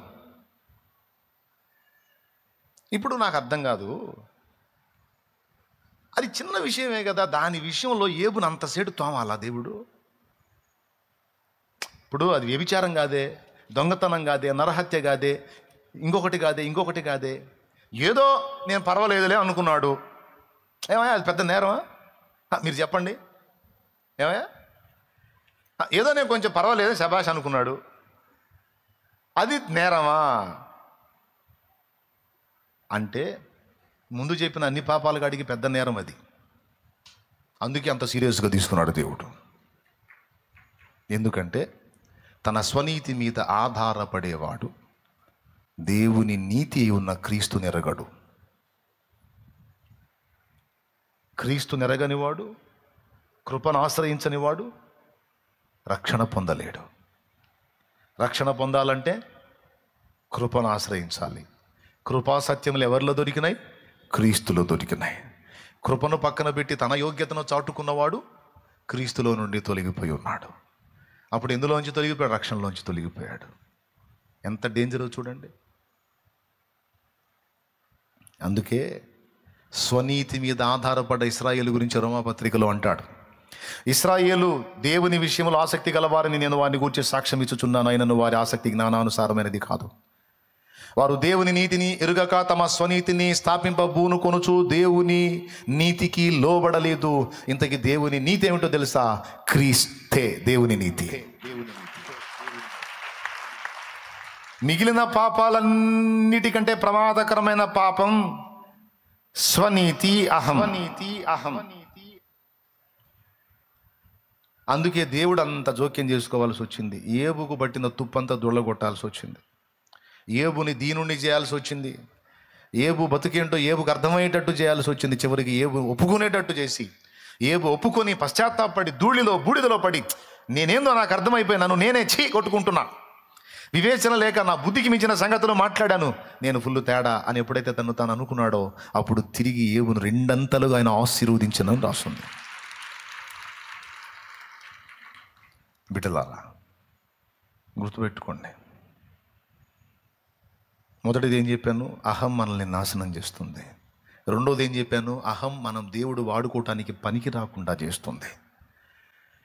అవునా? మరి దేవుడు మనల్ని వాడుకోవాలంటే ఏం విరగొట్టాలి? అహాన్ని విరగొట్టాలి. అందుకే ఈరోజు మనల్ని అలా విరగొట్టి నల్లగొట్టి సరి చేయడానికి అన్ని బాధలు రప్పిస్తున్నాడు. అది విషయం. అంతేగాని నీ మీద పగబట్టి కాదు, కక్ష బట్టి కాదు. నీకు ఆయనకి ఏం కక్ష?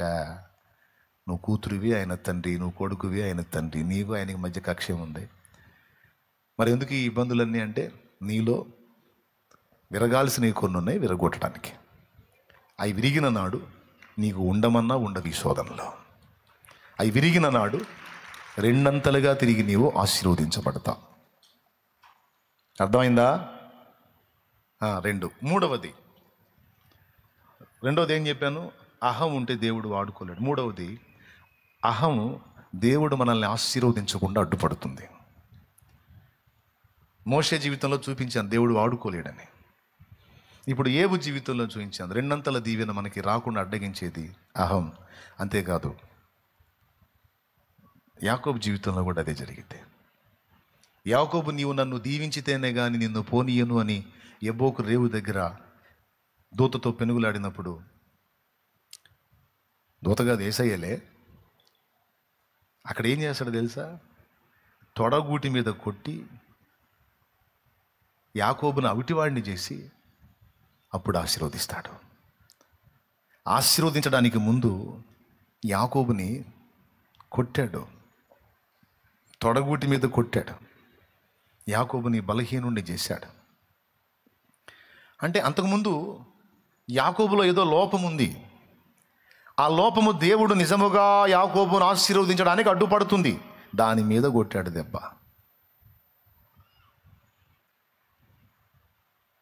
అలా యాకోబును నీవు విరచితివి, ఆనాడు ఆశీర్వదించితివి, ఇశ్రాయేలుగా మార్చితివి. అలా యాకోబును నీవు విరచితివి, ఆనాడు ఆశీర్వదించితివి, ఇశ్రాయేలుగా మార్చితివి. నీ చేతిలో రొట్టెను నేనయ్యా, మీరు యేసయ్యా. నీ చేతిలో రొట్టెను నేనయ్యా, మీరు యేసయ్యా, మీరు యేసయ్యా. ఆశీర్వదించు యేసయ్యా, మీరు యేసయ్యా.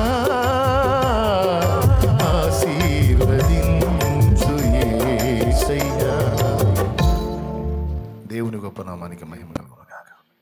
హల్లెలూయా. 3 సంగతులు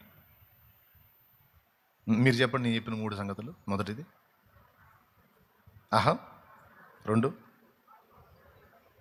3 దేవుని ఆశీర్వాదాన్ని అడ్డగిస్తుంది, 4 దేవుడు మన దగ్గర ఉండటానికి ఇష్టపడకుండా చేస్తుంది. అహం ఉండలేడు. మన దగ్గర నివాసం ఉండాలంటే మనలో దీన మనస్సు ఉండాలి, అన్ని విషయాలలో విడిగిపోయి ఉండాలి. విరిగిన మనసే నీకే ప్రియము యేసునాథా.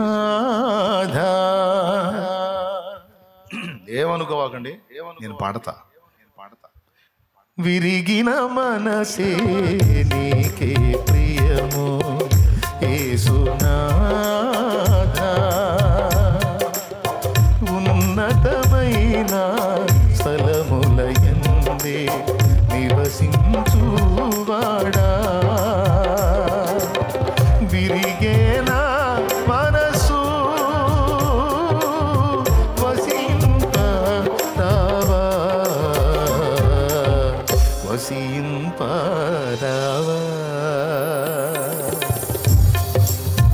విరిగిన మనసే నీకే ప్రియము యేసునాథా. ఉన్నతమైన స్థలములయందే నివసించువాడా. విరిగేనా మనసు వసింపరావా, వసింపరావా.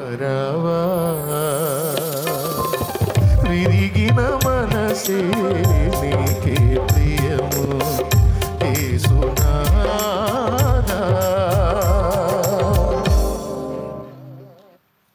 భలే పల్లవి. ఈ పల్లవి పిచ్చలైక్ నాకు పిలుస్తున్నాడు భక్తుడు. విరిగేనా మనసు వసింపరావా, వసింపరావా. విరగాలని ఎదురు చూసావుగా, విరిగిపోయాను. ఏ విషయంలోనూ నాకు ఇప్పుడు ఆహం లేదు. అన్ని విషయాలలో నా అనర్హత, నా యోగ్యత, ఆ పాత్రత నాకు అర్థమైపోయింది.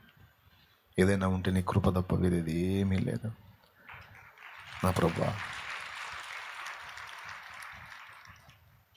నేను విరిగినందుననే నీవు సంతోషిస్తావు, విరక్కపోతే నువ్వు నా దగ్గర ఉండలేవు. ఉందా, నా దగ్గర నివాసం ఉండవు అని పిలుచుకుంటున్నాడు దేవుణ్ణి. బిడ్డలారా, నాలుగవది, దేవుడు నివాసం ఉండలేడు అహమున్న దగ్గర. దేవుడు మన యొద్ద నివసించున్నట్లు దేవుడు మనల్ని ప్రక్షాళన చేయాల్సి ఉంది, మనల్ని విరగొట్టాల్సి ఉంది, నలగొట్టాల్సి ఉంది. ఇలాగా ఈ అహం వల్ల చాలా మనం కోల్పోయే అవకాశం ఉంది. అందుకే దేవుడు దాని మీద ప్రచండ యుద్ధం చేస్తాడు. 4 రోజులు మనం వినయంగా ఉంటే 5వ రోజు మళ్ళా అహం మేల్కుంటుంది. యేసు ప్రభు పునరుద్ధానంతో మళ్ళా లేచినట్టు మనం ఈ అహాన్ని పాతి పెడితే మళ్ళా మేలుకుంటుంది. ఇది దాన్ని మనం గుర్తుపట్టి మనం దాన్ని విరగొట్టడం అనేది మనకు కష్టతరమైనప్పుడు మళ్ళా దేవుడే జోక్యం చేసుకుని దాన్ని విరగొట్టి మనల్ని కంట్రోల్ చేస్తూ ఉంటాడు. దేవునికి స్తోత్రం కలుగునుగాక. నువ్వు దేన్ని బట్టి కూడా విర్రవేగటానికి దేవుడు ఒప్పుకోడు. నీ భర్త చాలా మంచోడా, చాలా బాగా చూసుకుంటున్నాడా, మా ఆయన బంగారం అన్నావా, దుష్మన్లా తయారవుతాడు. నీ కర్మగాలి దిగ. బంగారం లేదు, ఎండి లేదు, ఇత్తడి లేదు, రాగి లేదు. బాగా చూసుకుంటాడంటే నా యేసయ్య కృప అనాలి తప్ప, మా ఆయన బంగారం అన్నావా ఇంకప్పుడు స్టార్ట్ అయింది నీకు. ఇంత దుర్మార్గుడు అనుకోలేదు ప్రభు అని ఆయన దగ్గరకు వస్తాం. బంగారం అన్నట్టున్నావు అంటాడు. అప్పుడు తెలియకట్టు అనుకున్నా ప్రభు బంగారం కాదు, దుర్మార్గుడు ప్రభు. రైట్ అంటే బంగారంలా చూసుకున్నప్పుడు ఎవరి దయతో చూసుకున్నాడు? నీ దయే ప్రభు కదా. రైట్. కొడుకుని కూర్చి, కూతుర్ని కూర్చి, తల్లిని కూర్చి, పిల్లల్ని కూర్చి, ఏ సహాయం చేసినా ఏ మనిషిని కూర్చి నిన్ను ఆకాశానికి మనుషులు ఎత్తారంటే దేవుని దయే. అబ్బా మనుషులు ఎంత మంచోళ్ళు నన్ను ఆకాశానికి ఎత్తారంటే మొత్తం కట్టగట్టి కింద పడేసి తొక్కుతారు. అట్లా అహంకరించాడు నెబుకద్నెజరు. ఆహా అని జనాలను బట్టి. ఏ జనములను కూర్చున్న విర్రవీగావో వాళ్లే నిన్ను వెంటబడి రాళ్లతో కొట్టి తరుముతారు. అడవి జంతువు 7 సంవత్సరాలు నువ్వు శిక్ష అనుభవిస్తావు. ఆ తర్వాత నీకు మళ్ళీ మైండ్ వచ్చింది, తర్వాత సింహాసనం వచ్చింది అని చెప్తాడు. తన రాజ్యమును బట్టి జనబలమును బట్టి అతిశయపడిన నెబుకద్నెజరు పశుపాత్రుడయ్యాడు, పశుప్రాయుడైపోయాడు. జనమును బట్టి అతిశయపడ తగదు. భర్తను బట్టి అతిశయపడతాయి కదా, భార్యను బట్టి నా భార్య ఎంత నీతిమంతురాలో అంటే తయారైద్ది. ఇంకా నెక్స్ట్ నుంచి నీకు సీన్ స్టార్ట్ అయింది. కానీ దేవునికి స్తోత్రం. అంతేనాయన, అందరం ఆదాము సంతతే. నీకు మంచిగా నీ భార్య విధేయురాలే లోబడి చక్కగా ఉపచారం చేస్తుందంటే ఆ బుద్ధి ఆమెకి యేసయ్య బుట్టిచ్చాడు. లేకపోతే నీకు తమిళ, కన్నడ, మలయాళ సినిమాలన్నీ కనపడతాయి. దేవునికి స్తోత్రం కల. తెలుగు సినిమా అయితే అర్థమైద్ది, అర్థం కాని భాషా చిత్రాలన్నీ కనపడతాయి. కాబట్టి ఇప్పుడు చూద్దాం, ఎవరి మీదన్నా మనం అతిశయం పెంచుకుందామా? నా పిల్లలకి నేనంటే ఎంత ప్రేమో అన్నావా, ఆ ప్రేమ రంగేందో చూపిస్తాడు. చూడు ఎంత ప్రేమో చూడని. ప్రభువా అర్థమైంది నాయన, ఎవరి ప్రేమ చూసినా కలుషితమేరా అని ఆ పాట నువ్వే పడేటట్టు చేస్తాడు. మరి ఏం చేయాలి ప్రభు అంటే, బిడ్డలు ప్రేమగా చూశారంటే నువ్వు ఎటు చూడాలి? అది భార్య లోబడిందంటే యేసయ్య కృప, భర్త ప్రేమగా చూశాడంటే యేసయ్య కృప, పిల్లలు విధేయులై ఉన్నారు, ప్రేమ కలిగి ఉన్నారంటే యేసయ్య కృప, మంచి తల్లిదండ్రులు దొరికారంటే యేసయ్య కృప, సమాజం గౌరవించిందంటే యేసయ్య కృప, పట్టెడన్నం తింటున్నానంటే ఆయన కృప, పరిశుద్ధంగా ఉన్నాను అంటే ఆయన కృప. ఆయన కృప లేకపోతే నేను అందరికంటే నీచుడను నీచురాలను అనే స్పర్శ ఎప్పుడూ ఎరిగి ఉండాలి. దేవునికి స్తోత్రం. హల్లెలూయా. ఎంతమంది ఒప్పుకుంటారు? కాబట్టి ఈ అహం అనేది మన ఆశీర్వాదాన్ని అడ్డగిస్తుంది. అందుకే మీరు ఆశీర్వాదమునకు వారసులగుటకు పిలువబడ్డారు అన్నాడు అక్కడ. మనల్ని దేవుడు పిలిచాడు. ఎందుకు పిలిచాడు? ఆశీర్వాదానికి వారసులవటానికి పిలిచాడు, దీవెనకు పాత్రులవటానికి పిలిచాడు, రాజులైన యాజక వంశముగా పిలిచాడు, దేవుని సొత్తైన ప్రజలుగా పిలిచాడు, పరిశుద్ధ జనముగా పిలిచాడు. ఆయన మహిమ గుణాతిశయములను పరచు నిమిత్తము పిలిచాడు. తెలుసా మీకు మనల్ని ఎందుకు పిలిచాడో? ఆయన పిలిచిన పిలుపుకు తగిన విధంగా మనం ప్రవర్తించకుండా అడ్డగించేదే అహం. అది విరిగిపోతేనే ఏక మనసు, ఏక ఆత్మ, ఏక భావం, ఏక తాత్పర్యం వచ్చింది. ఇంటైనా సంఘములో అయినా. ఎందుకు ఇంతసేపు చెప్పావయ్యా ఒక్క ముక్క, మీరు ఏక మనసు గలవారై ఉండండి అని ఆ ఏక మనసు దగ్గర ఇంతసేపు చెప్పుకొచ్చావు అని అడగండి. అడిగారా? అడగలేదా? సరే అడగకపోయినా నేను చెబుతా.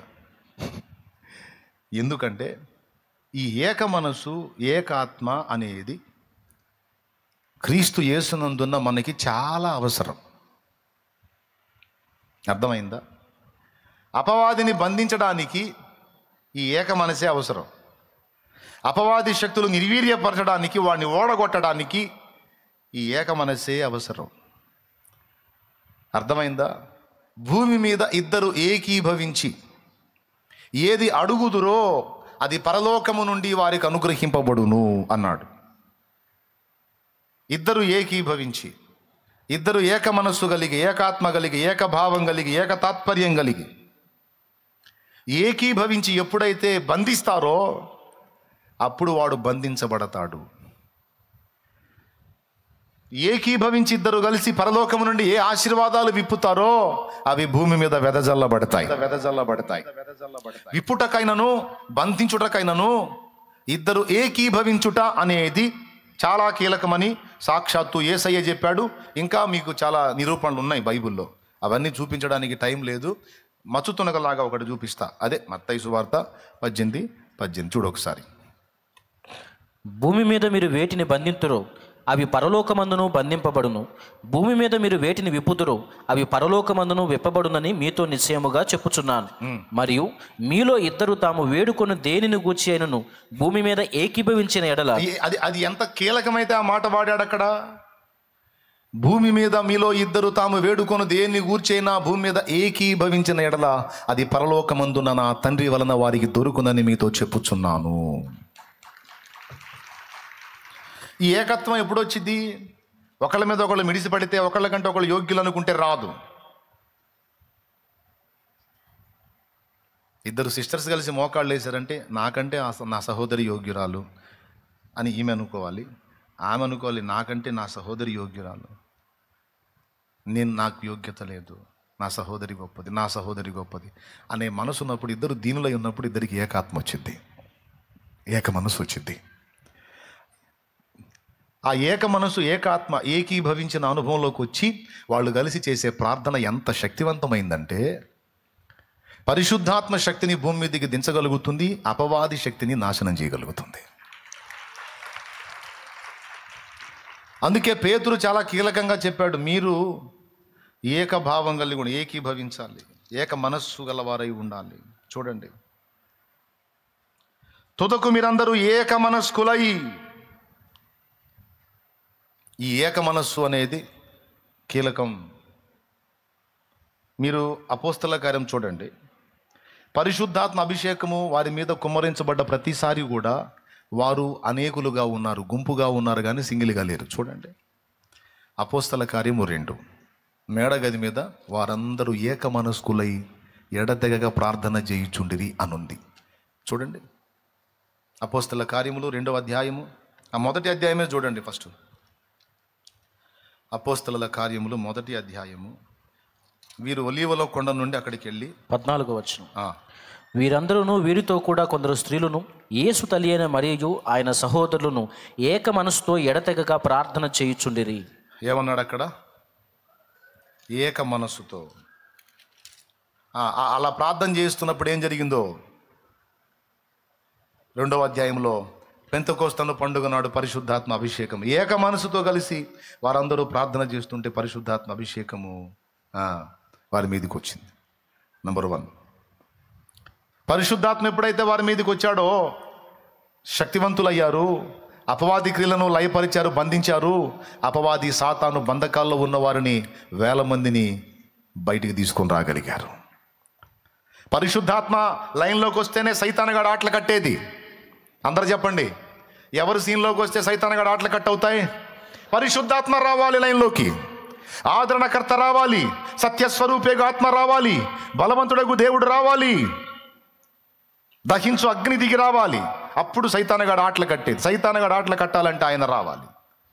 ఆయన రావాలంటే పరిశుద్ధులు ఏక మనస్సుని సాధన చేయాలి. ఏక మనస్సు రావాలంటే ఒక్కొక్కళ్ళ దాహం విరగాలి.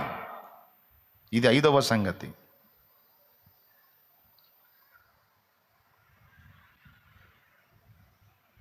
మీకు ఇంకొక వచనం కూడా చూపిస్తా. ఇక్కడ పరిశుద్ధాత్మ కుమ్మరింపు జరిగినప్పుడు వారు ఏక మనసుతో ప్రార్థించిరి అని ఉంది. ఇప్పుడు 2వది, జస్ట్ పేజీ తిప్పండి, అపోస్తల కార్యం 4వ అధ్యాయము 23 నుంచి చదువు. వారు విడుదల నుండి తమ స్వజనుల యొద్దకు వచ్చి ప్రధాన యాజకులను పెద్దలను తమతో చెప్పిన మాటలనన్నిటినీ వారికి తెలిపిరి.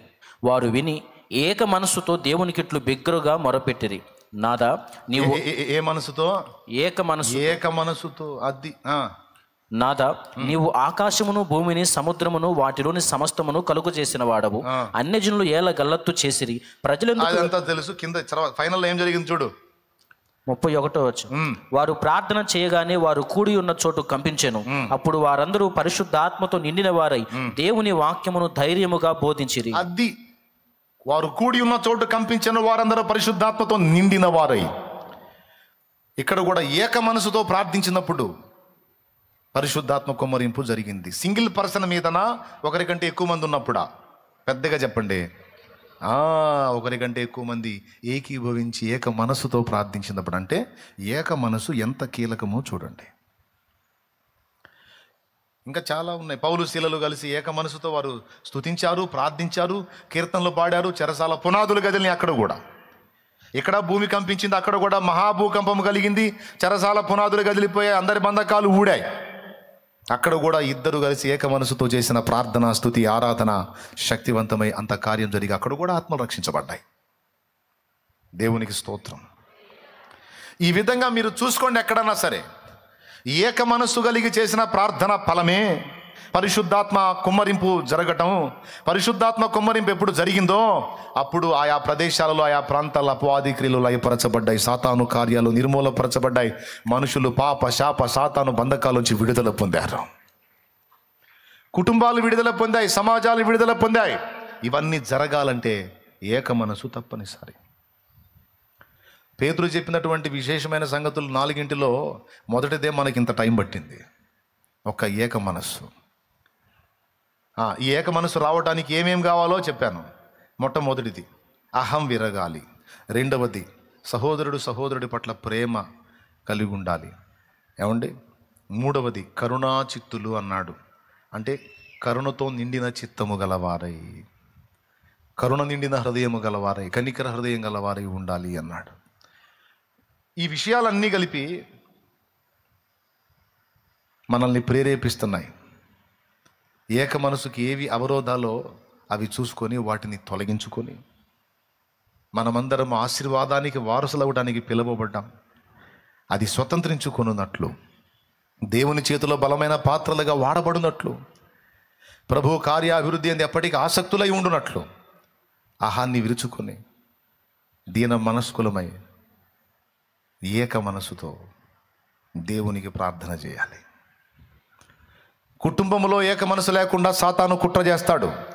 సంఘములో మోకాళ్ళుని ప్రార్థన చేసేటప్పుడు ఏక మనసు రాకుండా కుట్ర చేస్తాడు. ఒకళ్ళకి పడదు, ఒకళ్ళ పట్ల ఒకళ్ళకి సదభిప్రాయం ఉండదు, ఒకరి మీద ఒకరు విర్రవీగుతూ ఉంటారు. ఇదంతా సాతాను మోసం, సాతాను కుట్ర. దయచేసి వాటిని విసర్జించి ఏక మనసులోకి వద్దాం. నానావిధ బాధలతో నలిగిపోతున్న వారు అనేకులు ఉన్నారు. వాటి నుంచి విడుదల పొందాలంటే పరిశుద్ధాత్మ సహాయం కావాలి. పరిశుద్ధాత్మ సహాయం కావాలంటే ఇద్దరుగా ఏకీభవించాలి. బంధించినా ఏకీభవించి, విడుదల చేసినా ఏకీభవించి, ఏక మనసుతో రండి మనం కలిసి ప్రార్థన చేద్దాం. మనల్ని దేవుడు శాపానికి వారసులుగా పిలవలా, ఆశీర్వాదానికి వారసులుగా పిలిచాడు. శాపాన్ని ఎందుకు అనుభవించాలి మనం? దుఃఖాన్ని ఎందుకు అనుభవించాలి మనం? వేదనను ఎందుకు అనుభవించాలి మనం? ఏ కారణాన్ని బట్టి ఇవి మనకు ఏర్పడుతున్నాయి? ఎందుకు వీటిని మన జీవితంలోకి దేవుడు అనుమతించాడో చూద్దాం, పరిశీలన చేసుకుందాం. మనల్ని అన్ని విధాల అభ్యంతర పెట్టి అహాన్ని ఎదిరిద్దాం. అహాన్ని విరగొట్టమని ప్రార్థన చేద్దాం. నువ్వు దేన్ని బట్టి గర్వపడుతున్నావు, దేన్ని బట్టి అతిశయపడుతున్నావు, దేన్ని బట్టి విర్రవీగుతున్నావు, నీ హృదయంలో దేన్ని బట్టి నీకు మంచి ఒపీనియన్ ఉందో అదంతా విరిగిపోవాలి. ఏమండి? ఫినిషింగ్ టచ్, ఫైనల్లో ఒక మాట చెప్తాను నేను. మీరు ప్రార్థన చేయకముందు స్టార్టింగ్లో నేను దేవుని యందు విశ్వాసంలోకి వచ్చి సేవలోకి వచ్చిన తొలి దినాలలో నేను అనుకునేవాడిని, కొంతవరకు నేను నీతిగా ఉన్నాను కాబట్టి దేవుడు నన్ను దీవించాడు, కొంతవరకు నేను పరిశుద్ధంగా, పవిత్రంగా, యథార్థంగా, మంచిగా అన్ని క్వాలిటీస్లో పర్ఫెక్ట్గా ఉన్నాను కాబట్టి దేవుడు నాకు తోడై ఉన్నాడు, నేను ఇలా ఉన్నాను కాబట్టి దేవుడు నన్ను దీవించాడు, నేను అలా ఉన్నాను కాబట్టి దేవుడు నన్ను దీవించాడని తరచుగా అనుకునేవాడిని. అంటే నా క్యారెక్టర్ని బట్టి, నా నీతిమంత్వాన్ని బట్టి ఏబులాగా ఫీల్ అయ్యేవాడిని. అంటే నేను రెండో యేసు ప్రభు లాగా అసలు నిలువుటంగి ఒకటే తక్కువ, దేవునికి స్తోత్రం, హల్లెలూయా అన్నంతగా ఫీల్ అయ్యేవాడిని. కానీ కృపగల దేవుడు వాడుకున్నాడు. అవి నాలో ఉండని ఇష్టపడాలి ఆయన. ఎందుకంటే అవన్నీ నా నీతి క్రియలు. వాటిని బట్టి నాలో ఏర్పడేటువంటి అతిశయము నా దేవునికి అభ్యంతరకరమే, నాకు తెలియదు, అలా ఫీల్ అయ్యాను.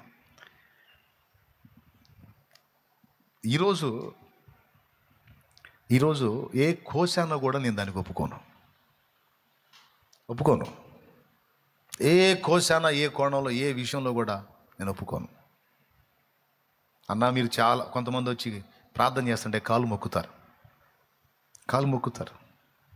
నేనేదో మహానుభావుడిలాగా, గొప్పోళ్ళలాగా, పుణ్యాత్ముడిలాగా, రెండో యేసు ప్రభులాగా.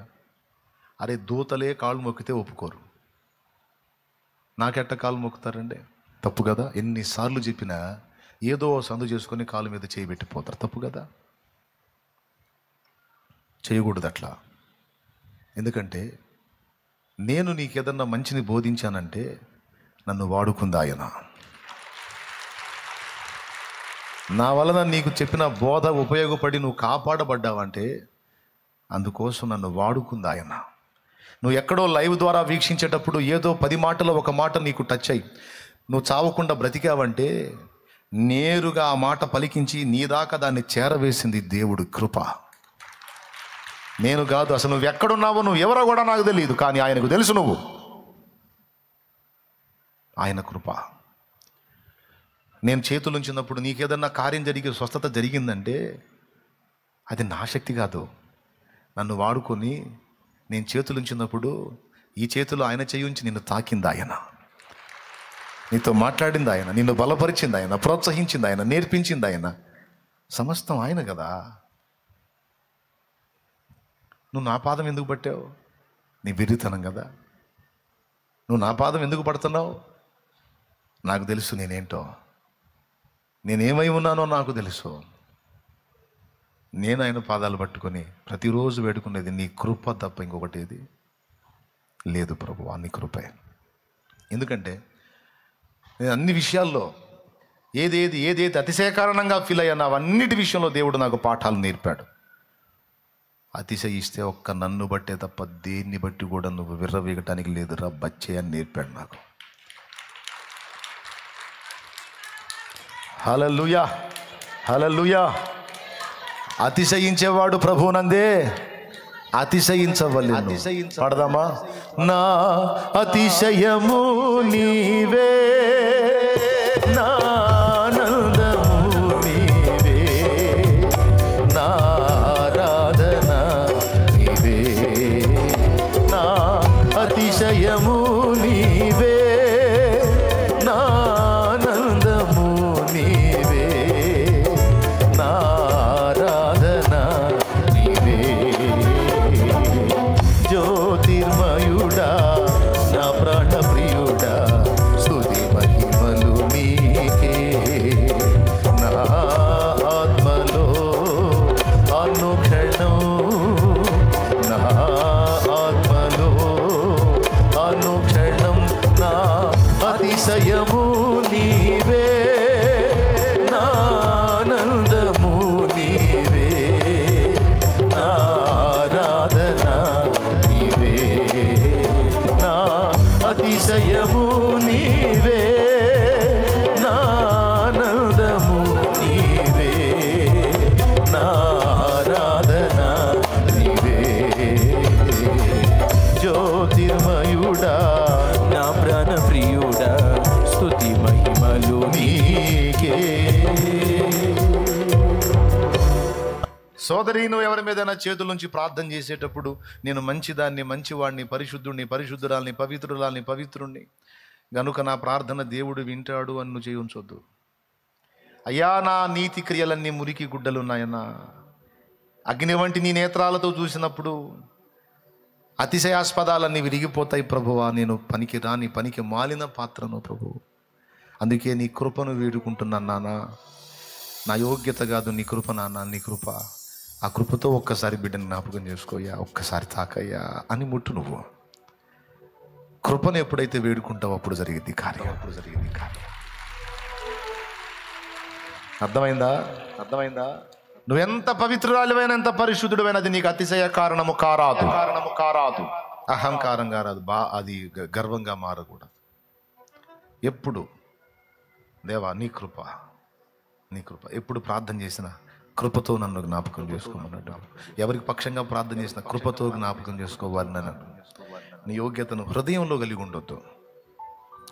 నీ అయోగ్యతను, అపాత్రతను నీ హృదయంలో గుర్తించు. దేవుని కృపని ఎడల ఎంత విస్తారంగా ఉందో గుర్తించు. అనుక్షణం ఆ కృప నీడలా నేను వెంటాడుతుంది. ఉందా నీ లేదా నా అతిశయం? చెప్పండి, ఎవరన్నా ఇతరుల కంటే గొప్పవాళ్ళ?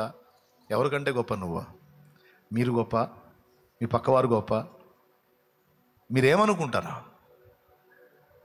వీరందరికంటే నేను అధమ స్థితిలో ఉన్నాను, వీరే నాకంటే యోగ్యులు. పరలోక పౌరత్వం నాకు నిచ్చినావు, పరిశుద్ధులతో నిలిచే భాగ్యమిచ్చినావు. నా ఫీలింగ్ మీరందరూ క్రీస్తు రక్తంలో కడగబడిన పరిశుద్ధులు, నాకంటే నీతిమంతులు, నాకంటే యోగ్యులు, నాకంటే అర్హులు. మీతో నిలబడే అర్హత కూడా నాకు లేదు అన్నది నా ఫీలింగ్. అందుకే నేను ఆ పాట ఇప్పుడుగా సంవత్సరాల క్రితమే పాడుకున్నాను. నేను తెలుసా మీకు ఆ సంగతి? సంవత్సరాల క్రితం పాడుకున్నాను. పరలోక పౌరత్వం నాకు నిచ్చినావు, పరిశుద్ధులతో నిలిచే భాగ్యమిచ్చినావు. పరలోక పౌరత్వం నాకు నిచ్చినావు, పరిశుద్ధులతో నిలిచే భాగ్యమిచ్చినావు. దూతల కందని నీ దివ్యమైన సేవను, దూతల కందని నీ దివ్యమైన సేవను, దుమ్ము ధూళినైన నన్ను చేయనిచ్చినావు. ఎందుకింత ప్రేమ చూపావు నా యేసయ్యా, ఎంత మంచి ప్రేమ చూపావు. ఎందుకింత ప్రేమ చూపావు నా యేసయ్యా, ఎంత మంచి ప్రేమ చూపావు. ఎన్నతగని నన్ను ఎన్నుకున్నావు, ఎందుకింత ప్రేమ చూపావు నా యేసయ్యా, ఎంత మంచి ప్రేమ చూపావు. ఎందుకింత ప్రేమ చూపావు నా యేసయ్యా, ఎంత మంచి ప్రేమ చూపావు. దేవునికి మహిమ, దేవునికి మహిమ. సంవత్సరాల క్రితం నా దేవునికి నేను చెప్పుకున్నమాట. ఈ రోజుకి నా ఫీలింగ్ అదే. పరిచారకులను చూసినా, మిమ్మల్ని చూసినా, నా తోటి సేవకుల్ని చూసినా, వీళ్ళందరూ నాకంటే యోగ్యులు. వీరందరికన్నా నేనే అయోగ్యుడును, అపాత్రుడును అనేది నా ఫీలింగ్. ఇది అహంతో చెప్పట్లా, నా ఫీలింగ్. ఆ ఫీలింగ్లో నేనుంటే నువ్వు వచ్చి నా కాలు పడితే ఎట్లుంటుంది చెప్పు? లాగ ఒకటి బాధాలనిపించింది, లాగ ఒకటి పీకాలనిపించింది. నీకు బుద్ధి ఉందా? నా పాదం పడుతున్నావు. మనం ప్రభు పాదాలకే నమస్కారం చేయాలి. ఆరాధనీయుడు, అభినందనీయుడు, నమస్కార పాత్రుడు, పూజార్హుడు, స్తోత్రార్హుడు నా యేసు ఒక్కడే. నా యేసు ఒక్కడే, ఇంకెవ్వరికి లేదు. మనం ఏమై ఉన్నాము, మీరైనా నేనైనా ఆయన కృప వలననే ఉన్నాం. ఇది ఎరిగి ఎప్పుడు ఒకరి మీద ఒకళ్ళు విర్రవీగొద్దు, అతిశయపడొద్దు. కరుణాచిత్తం కలిగి, ప్రేమ కలిగి, ఒకరి కష్ట సుఖాల్లో ఒకరు పాలు పంపులు పొంది, ఒకడు ఎవడన్నా పడ్డాడనుకుందాం ఆత్మీయతలో. అసహించుకోవద్దు. అదే శోధన నీకు వచ్చినప్పుడు నువ్వు పడతావు. ఎరిగి పడ్డవాడిని లేవనెత్తు, కృంగిన వాడిని లేవనెత్తు, తొట్టుపడ్డవాడిని ఆదరించి సరిచేయి. అంతేగాని అని అసహించుకోవాలి. కొద్ది రోజుల్లో నువ్వు పడతావు. చక్కదిద్ది వెన్ను తట్టి మళ్ళీ ఒకసారి ప్రయత్నించిన ఆయన దేవుడిని నిలబెడతాడు. శోధనలో పడిపోయావు నాయన, తిరిగి మళ్ళీ ఒకసారి పూనుకో, ఉపవాసం ఉండు, ప్రార్థన చేయి, నిలబడు. నా దేవుడు నీకు బలం ఇస్తాడని ధైర్యం చెడిన వారికి ఊతమియాలి, కృంగిన వారిని లేవనెత్తాలి. ఇతరుల మీద అతిశయపడద్దు. అలాంటి దీన మనసు ఏ హృదయంలో అయితే ఉంటుందో అలాంటి వ్యక్తులు ఎక్కడుంటారో వాళ్ళ దగ్గర నా దేవుని సన్నిధి ఉంటుంది. అలాంటి వ్యక్తులు కలిగిన సంఘములో నా దేవుని సన్నిధి ఉంటుంది. అలాంటి వ్యక్తులు కలిగిన కుటుంబంలో నా దేవుని సన్నిధి ఉంటుంది. అలాంటి హృదయాలు కలిగిన వ్యక్తులు ఎక్కడున్నారో వారు ఎక్కడుంటే అక్కడ నా దేవుని సన్నిధి ప్రత్యక్షమవుతుంది. అక్కడ ఆయన ప్రభావం దిగొస్తుంది. అక్కడికి ఆయన సన్నిధిని ప్రజలంతా అనుభవించగలుగుతారు. అలాంటి వ్యక్తులు ఉన్న దగ్గర దీన మనసంతా అమూల్యమైందని ఆయన, అహంకారం అంతా అసహ్యమైంది. రండి, మోకాళ్ళేయండి, ప్రభు పాదాలు పట్టుకుందాం, సరిదిద్దుకుందాం. ప్రభువా, ఎవరికంటే నేను యోగ్యుడిని కాదు, యోగ్యురాలిని కాదు. ఎవరికంటే నేను నీతిమంతురాలిని కాదు, నీతిమంతుడిని కాదు. నేనేమై ఉన్నానది నీ కృప వలన ఉన్నానయ్యా. నిజమే, కొన్ని విషయాలను బట్టి విర్రవీగిన అనుభవం నాకుంది, మిడిసిపడిన అనుభవం నాకుంది, నా యోగ్యతను గురించి నేను అనుకున్న అనుభవం నాకుంది.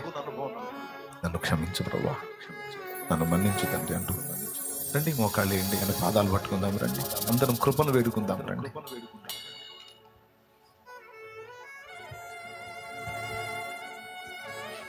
ప్రార్థనలో ఉందాం. ప్రార్థనలో దేవుడు నీతో సూటిగా మాట్లాడు. దేన్ని బట్టి కూడా నువ్వు అతిశయపడటానికి వీల్లేదు, అహం చూపటానికి వీల్లేదు, విర్రవేగటానికి వీల్లేదు. ఎవరికంటే నువ్వు ఎక్కువ కాదు. నువ్వు ఏదో ఫీల్ అవుతున్నావు, అదేదో నా కృప తప్ప ఏది కాదా. దేవుడు మాట్లాడున్నాడు. లైవ్లో ఉన్న బిడ్డలారా, జూమ్లో కనిపిస్తున్న బిడ్డలారా, కళ్ళు మూయండి నాన్న, కళ్ళు మూయండి, ప్రార్థనలో ఉండండి. కళ్ళు మూయండి నాన్న, ప్రార్థనలో ఉండండి. ప్రార్థన చేయండి, నోరు తెరచి ప్రార్థన చేయండి. దేవుడు నీతో ఏం మాట్లాడాడో ఈరోజు, ముక్కుసూటిగా ఏ విషయాలు నీకు స్పష్టపరిచాడో దేవునితో చెప్పుకో. దేవా, నువ్వు ఈ విషయం నాతో మాట్లాడినందుకు నీకు వందనాలు. దేవా నీవు నన్ను వాడుకొనున్నట్లు, దేవా నీ సన్నిధి నాతో కూడా ఉండునట్లు, దేవా నీవు నన్ను రెండంతల ఆశీర్వాదము అనుగ్రహించినట్లు, దేవా పరిశుద్ధాత్మ అభిషేకము మేము పొందినట్లు, సాతాను కార్యాలు బంధించున్నట్లు అహాన్ని విరగొట్టు ప్రభువా. నాలో ఉన్న హాని విరిచేయి ప్రభువా, విరిచేయి. నన్ను నేనే నీకు అప్పగించుకుంటున్నాను, నన్ను నేనే నీకు అప్పగించుకుంటున్నాను. అతిశయ కారణం ఎక్కడది విరిగిపోయింది. ఏది లేదు నా అతిశయ కారణం, ఏది లేదు నా యోగ్యత ప్రభువా. నా అతిశయము ఆనందము నువ్వే. దేవా నీకు వందనాలయ్యా. నాతో ముక్కుసూటిగా మాట్లాడా. నా జీవితంలో నువ్వు అనుమతిస్తున్న బాధలు, శోధనలు, వేదలు, కష్టాలు, కన్నీళ్లు కూడా నాలో పెరిగిపోయిన హాని తొలగించడానికే, విర్రగొట్టడానికే, హాని నాశనం చేయడానికే అనుమతిస్తున్నానని ముక్కుసూటిగా మాట్లాడా. వీటన్నిటిని బట్టి నీకు స్తోత్రాలు ప్రభువా. సంతోషంగా సమర్పించుకుంటున్నాను, సంతోషంగా సమర్పించుకుంటూ విరగొట్టు, విరగొట్టు, విరగొట్టు, నలగొట్టు. నన్ను దీనునిగా చెయ్యి, దీనురాలిగా చెయ్యి. దేవా నీవు నాతో ఉండాలి, నీవు నాతో నివాసం ఉంటున్నట్లు నన్ను దీనునిగా చెయ్యి, దీనురాలిగా చెయ్యి ప్రభువా. దేవా నన్ను దీనునిగా చెయ్యి, దీనురాలిగా. నాకు నీ సన్నిధి కావాలి, నువ్వు కావాలి, నాతో నువ్వు ఉండాలి. నా అహం నీకు అసహ్యాన్ని పుట్టిస్తుంది, అది విరిగిపోవాలి, నాశనం అయిపోవాలి. నా అహం విరిగిపోవాలి, నాశనం అయిపోవాలి. నాలో నేను అనే స్వయం చావాలి, నాలోనికి నువ్వు రావాలి.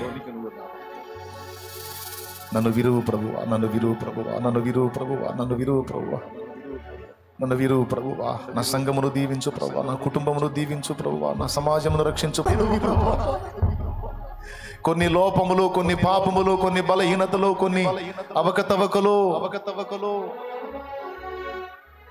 నా ప్రభువా, ఎక్కడ నా యోగ్యత, ఎక్కడ నా అర్హత? నాయనా చాలా వరకు విరిగిపోయి ఉన్నాను ప్రభువా. ఇంకా విరగవలసి ఉంటే విరగొట్టు, సంతోషంగా సమర్పించుకుంటున్నాను, విరగొట్టు. కానీ నన్ను విరగొట్టి వాడుకో, నీ కోసం వాడుకో, నీ చేతి పాత్రగా వాడుకో, నీ నోటి బోరగా వాడుకో. నన్ను నిష్ఫలుణ్ణి, నిష్ఫలురాల్ని కానియొద్దు. నన్ను విరు, అనేకులకు ఆశీర్వాదకరంగా చేయి, అనేకులకు ఆహారముగా చేయి. నన్ను నీకు వందనాలు, వందనాలు. మా బిడ్డలు ఎంతమంది కన్నీళ్లతో నా ప్రభుత్వమును తాము అప్పగించుకుంటున్నారు, విరవబడటానికి కోరుకుంటున్నారు, అహం విరిగిపోవడానికి ఇష్టపడుతున్నారు, దీనాత్ములు, దీన మనస్కులై ఉండగోరుతున్నారు. మా బిడ్డలందరినీ మేమంతా కలిసి నీ పిల్లలము కనుక మమ్మల్ని దీవించు.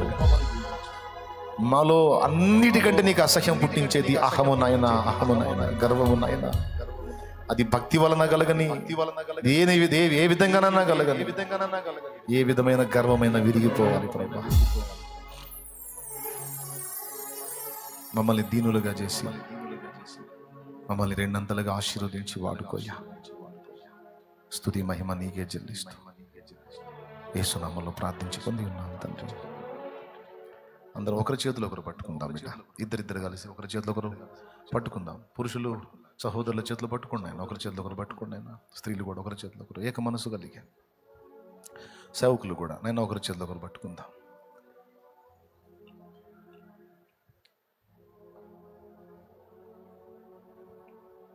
నాయన ఎదుటోళ్ళు దిద్దుకోవాలి, వాళ్ళు దిద్దుకోవాలి, వీళ్ళు దిద్దుకోవాలి, వాళ్ళు సరి చేసుకోవాలి, వీళ్ళు సరి చేసుకోవాలి నేను అంటున్నావు నాయన. దిద్దుకోవాల్సినవి చాలా నీలో ఉన్నాయి నాయన, దిద్దుకోవాల్సినవి చాలా నాలో ఉన్నాయి నాయన, మనలో ఉన్నాయి. ఆ మాట అడుగుతామా దేవా? ఎదుటి వాళ్ళు దిద్దుకోవాలని వాళ్ళ దిద్దుబాట్లు చూస్తున్నాను, కానీ నేను దిద్దుకోవాల్సినవి చాలా ఉన్నాయి. అవును ప్రభా, నేను అనేక లోపాలతో ఉన్నానని ఒప్పుకుంటున్నాను, అనేక పొరపాట్లలో ఉన్నానని ఒప్పుకుంటున్నాను. దేవా నన్ను, మమ్మల్ని నీ రక్తంతో కడిగి పరిశుద్ధపరిచి మళ్ళీ ఒక్కసారి మమ్మల్ని అభిషేకించవా, మళ్ళీ ఒక్కసారి నీ పరిశుద్ధ ఆత్మతో మమ్మల్ని అభిషేకించవా తండ్రి. మళ్ళీ ఒక్కసారి నీ పరిశుద్ధ ఆత్మతో మమ్మల్ని అభిషేకించవా. అడుగుదాం బిడ్డలారా. దేవా మమ్మల్ని నీ ఆత్మతో అభిషేకించి, ఇదిగో మేమంతా కలిసి ఏకాత్మ కలిగి, ఏక మనస్సు కలిగి ఇదిగో మేమంతా కలిసి ప్రార్థన చేస్తున్నాం. మమ్మల్ని అభిషేకించు, అభిషేకించు. భూమి మీద నీ పరిశుద్ధాత్మ కార్యాలు ఇది మొదలుకొని విస్తారంగా జరిగించు, జరిగించు, జరిగించు, జరిగించు. భూమి మీద దురాత్మల కార్యాలు, సైతాను కార్యాలు, అపవిత్రాత్మల కార్యాలు ఆటంకపరచు, నాశనము చేయి. భూమి మీద దుష్టశక్తుల కార్యాలు నాశనమైపోవాలి, నాశనమైపోవాలి, నాశనమైపోవాలి, నాశనమైపోవాలి. భూమి మీద అపవిత్రాత్మల కార్యాలు, మనుషుల వెనుకుండి ఆటాడిస్తున్న దురాత్మల కార్యాలు, దయ్యపు శక్తుల కార్యాలు, అంధకార శక్తుల కార్యాలు, సాతాను శక్తుల కార్యాలు నిర్మూలమైపోవాలి, నాశనమైపోవాలి, నాశనమైపోవాలి. అవి మనుషుల మీద నెరవేరకూడదు, మనుషుల మీద నెరవేరకూడదు, మనుషుల మీద నెరవేరకూడదు. అవన్నీ నిర్వీర్యమైపోవాలి, నిష్ఫలమైపోవాలి. భూమి మీద నీ పరిశుద్ధాత్మ కార్యాలు బలంగా జరగాలి, బలంగా జరగాలి, బలంగా జరగాలి, బలంగా జరగాలి. నీ పరిశుద్ధాత్మ కుమ్మరింపులు మా మీద జరగాలి. ఆత్మాభిషేకం మాకు కావాలి, ఆత్మాభిషేకం మాకు కావాలి, ఆత్మ నడిపింపు మాకు కావాలి. ఎండిపోయిన మా ఆత్మీయ జీవితాలు తిరిగి చిగుర్లు పెట్టాలి. ఓ క్రొత్త తైలము మా మీదికి రావాలి, క్రొత్త తైలము మా మీదికి రావాలి, నూతన అభిషేకము మా మీదికి రావాలి, నూతన అభిషేకము మా మీదికి రావాలి. తండ్రి పంపు, నీ పరిశుద్ధాత్మను మా మీదికి పంపు. ఏకాత్మ కలిగి, ఏక మనసు కలిగి, ఏక భావం కలిగి, ఓ మేమంతా సహోదర ప్రేమ కలిగి అడుగుతుండగా, ఓ తండ్రి నీ పరిశుద్ధాత్మ అభిషేకమును మా మీదికి పంపు. ఆత్మ బలముతో మమ్మల్ని నింపు. క్రొత్త చిగురులు మేము పెట్టినట్లు సహాయము చేయి. మూడైపోయిన మా ఆత్మీయ జీవితాలు చిగురింపచేయి.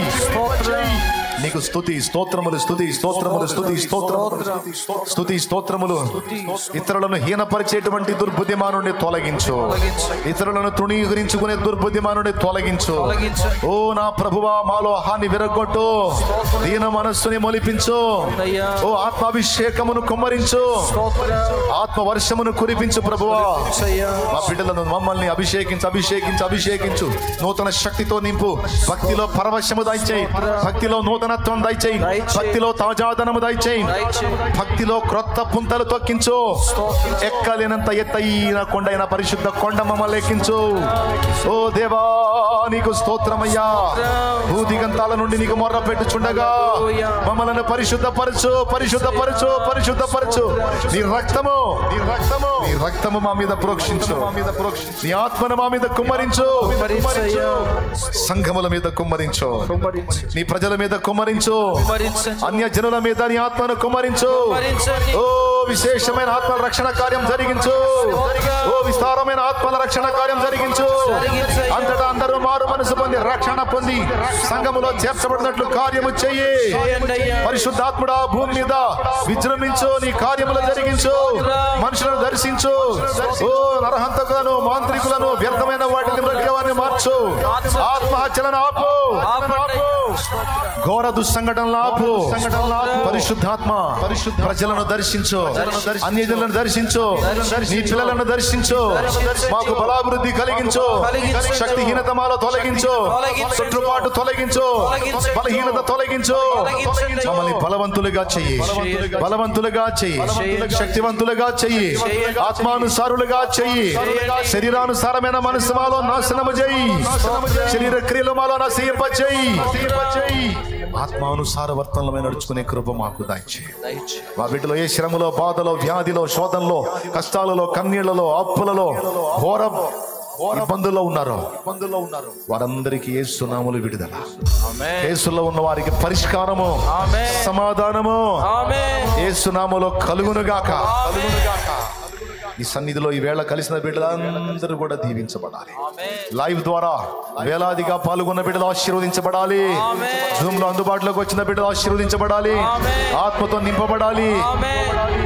అందరూ కూడా ఆహాన్ని గుర్చి గుర్తిరిగిన వారై దిద్దుబాటు చేసుకునే కృప దయచే. అయ్యా, అన్నిటికంటే అత్యంత ప్రమాదం నీ మాటలు విని కూడా మేము దిద్దుకోకుండా ఉండడానికి కారణం అహమే ప్రభువా. కాబట్టి చాలా నష్టాలు ఉన్నాయి దానివల్ల. అదంతా విరగొట్టి నీ మాటలు విని దిద్దుకొని దిద్దుబాటును ప్రేమించి అన్ని విషయాల్లో మేము నడుచుకునేటట్లు కృపని. చిన్నలు, పెద్దలు, వృద్ధులు, స్త్రీలు, పురుషులు, యవనులు బిడ్డలందరినీ చేతికి అప్పగిస్తూ విశ్వాసాన్ని బట్టి వారు తెచ్చిన నూనె నీ శక్తితో రోగుల గది రాసి ప్రార్థించడం ద్వారా స్వస్థత చేకూర్చు. ఎవరు కూడా తమ స్వయాన్ని బట్టి అతిశయపడక దీన మనస్కులని ఎదుట ప్రవర్తించడానికి కృపనివ్వు. కన్నీళ్లతో వచ్చిన వారిని ఆనందగానాలతో పంపు. రోగాలతో వచ్చిన వారికి స్వస్థతనిచ్చి నడిపించు. వేదనలో వచ్చిన వారికి స్వాంతనను, ఆదరణనిచ్చి నడిపించు. లేమిలో, దరిద్రతలో, అప్పుల్లో వచ్చిన వారికి గొప్ప విడుదలలో ప్రసాదించు. అన్యజనులుగా వచ్చిన వారికి రక్షణ ప్రసాదించు. ఎట్టి రోగమైన స్వస్థపరిచే శక్తి నీకుంది ప్రభువా. వైద్య శాస్త్రాలే బిత్రపోయి అద్భుతాలు చేశావు, ఆశ్చర్యాలు చేశావు. మార్పు లేని దేవా, నాడెలా ఉన్నావో నేడు అలానే ఉన్నావు. నాడు జరిగించిన కార్యాలు నేడు కూడా జరిగించగలవు. నాడు జరిగించిన స్వస్థతలు నేడు కూడా జరిగించగలవు. నీ చల్లని చేత్తో నీ బిడ్డల్ని తాకు. వారి పశు సంపద, భూపంట, వ్యాపారము, ఉద్యోగము, పని పాటల్లో తోడై ఉండవు. వారి కుటుంబాల్లో ఏ సమస్యలతో సతమతం అవుతున్నారో పరిష్కారము దయచే. వారి బిడ్డలకు జాబ్స్ దయచే. ఎదిగిన వారి పిల్లలకు వివాహాలు అనుగ్రహించు. వారి భవిష్యత్తు శుభప్రదం చేయి. ఆత్మీయంగా అందరూ బలాభివృద్ధి పొందాలి. ఎంత బలాభివృద్ధి పొందినా దీన మనస్కులై ఉండాలి. ఇతరుల మీద మిడిసిపడేవారుగా, విర్రవీగేవారుగా, అహంకారంగా మాట్లాడే పరిస్థితి కాకుండా దీన మనస్సు కలిగి, సాత్వికమైన హృదయం కలిగి, మృదు స్వభావము కలిగి నడుచుకునేటట్టు కృపనివ్వమని స్తుతి, మహిమ, ఘనత మీకే చెల్లిస్తూ యేసునామములో ప్రార్థించి పొంది ఉన్నాం తండ్రి. ఆమేన్. మన తండ్రి అయిన దేవుని ప్రేమ, ఆయన ప్రియ కుమారుడు మనందరి ప్రాణప్రియుడైన యేసయ్య శాశ్వత నిత్య కృప, పరిశుద్ధాత్మతోడి మనోహర సహవాసం, సమాధానం సమకూడిన మనకు, సకల పరిశుద్ధులకు, సార్వత్రిక సంఘమంతటికి సదాతోడై నిత్యత్వంలో చేర్పర్యంతం మనం నడిపించునుగాక. ప్రవేశరక్తమునకు జయ, ప్రవేశరక్తమునకు జయ, ప్రవేశనామమునకు సంపూర్ణ విజయం కలుగునుగాక. ఆమేన్. హల్లెలూయా, హల్లెలూయా, హల్లెలూయా. ప్రభు స్తోత్రాలు. మీ అందరికీ హృదయపూర్వక వందనాలు. అలాగే లైవ్లో, జూమ్లో అందుబాటులోకి వచ్చిన బిడ్డలు మీ అందరికీ కూడా హృదయపూర్వక వందనాలు. సరి చూసుకోండి, సరి చేసుకోండి, ప్రార్థించండి. దేవుని కృపను ఎప్పుడు వేడుకోండి. మీ యోగ్యతను బట్టి ఎప్పుడు మిడిసిపడకండి, అతిశయపడకండి. మీరు ఎంత మంచిగా ఉన్నా సరే, ఎంత యోగ్యంగా ఉన్నా సరే దేవుని కృపే. God bless you. మీ అందరి కోసం ప్రార్థన చేశాను.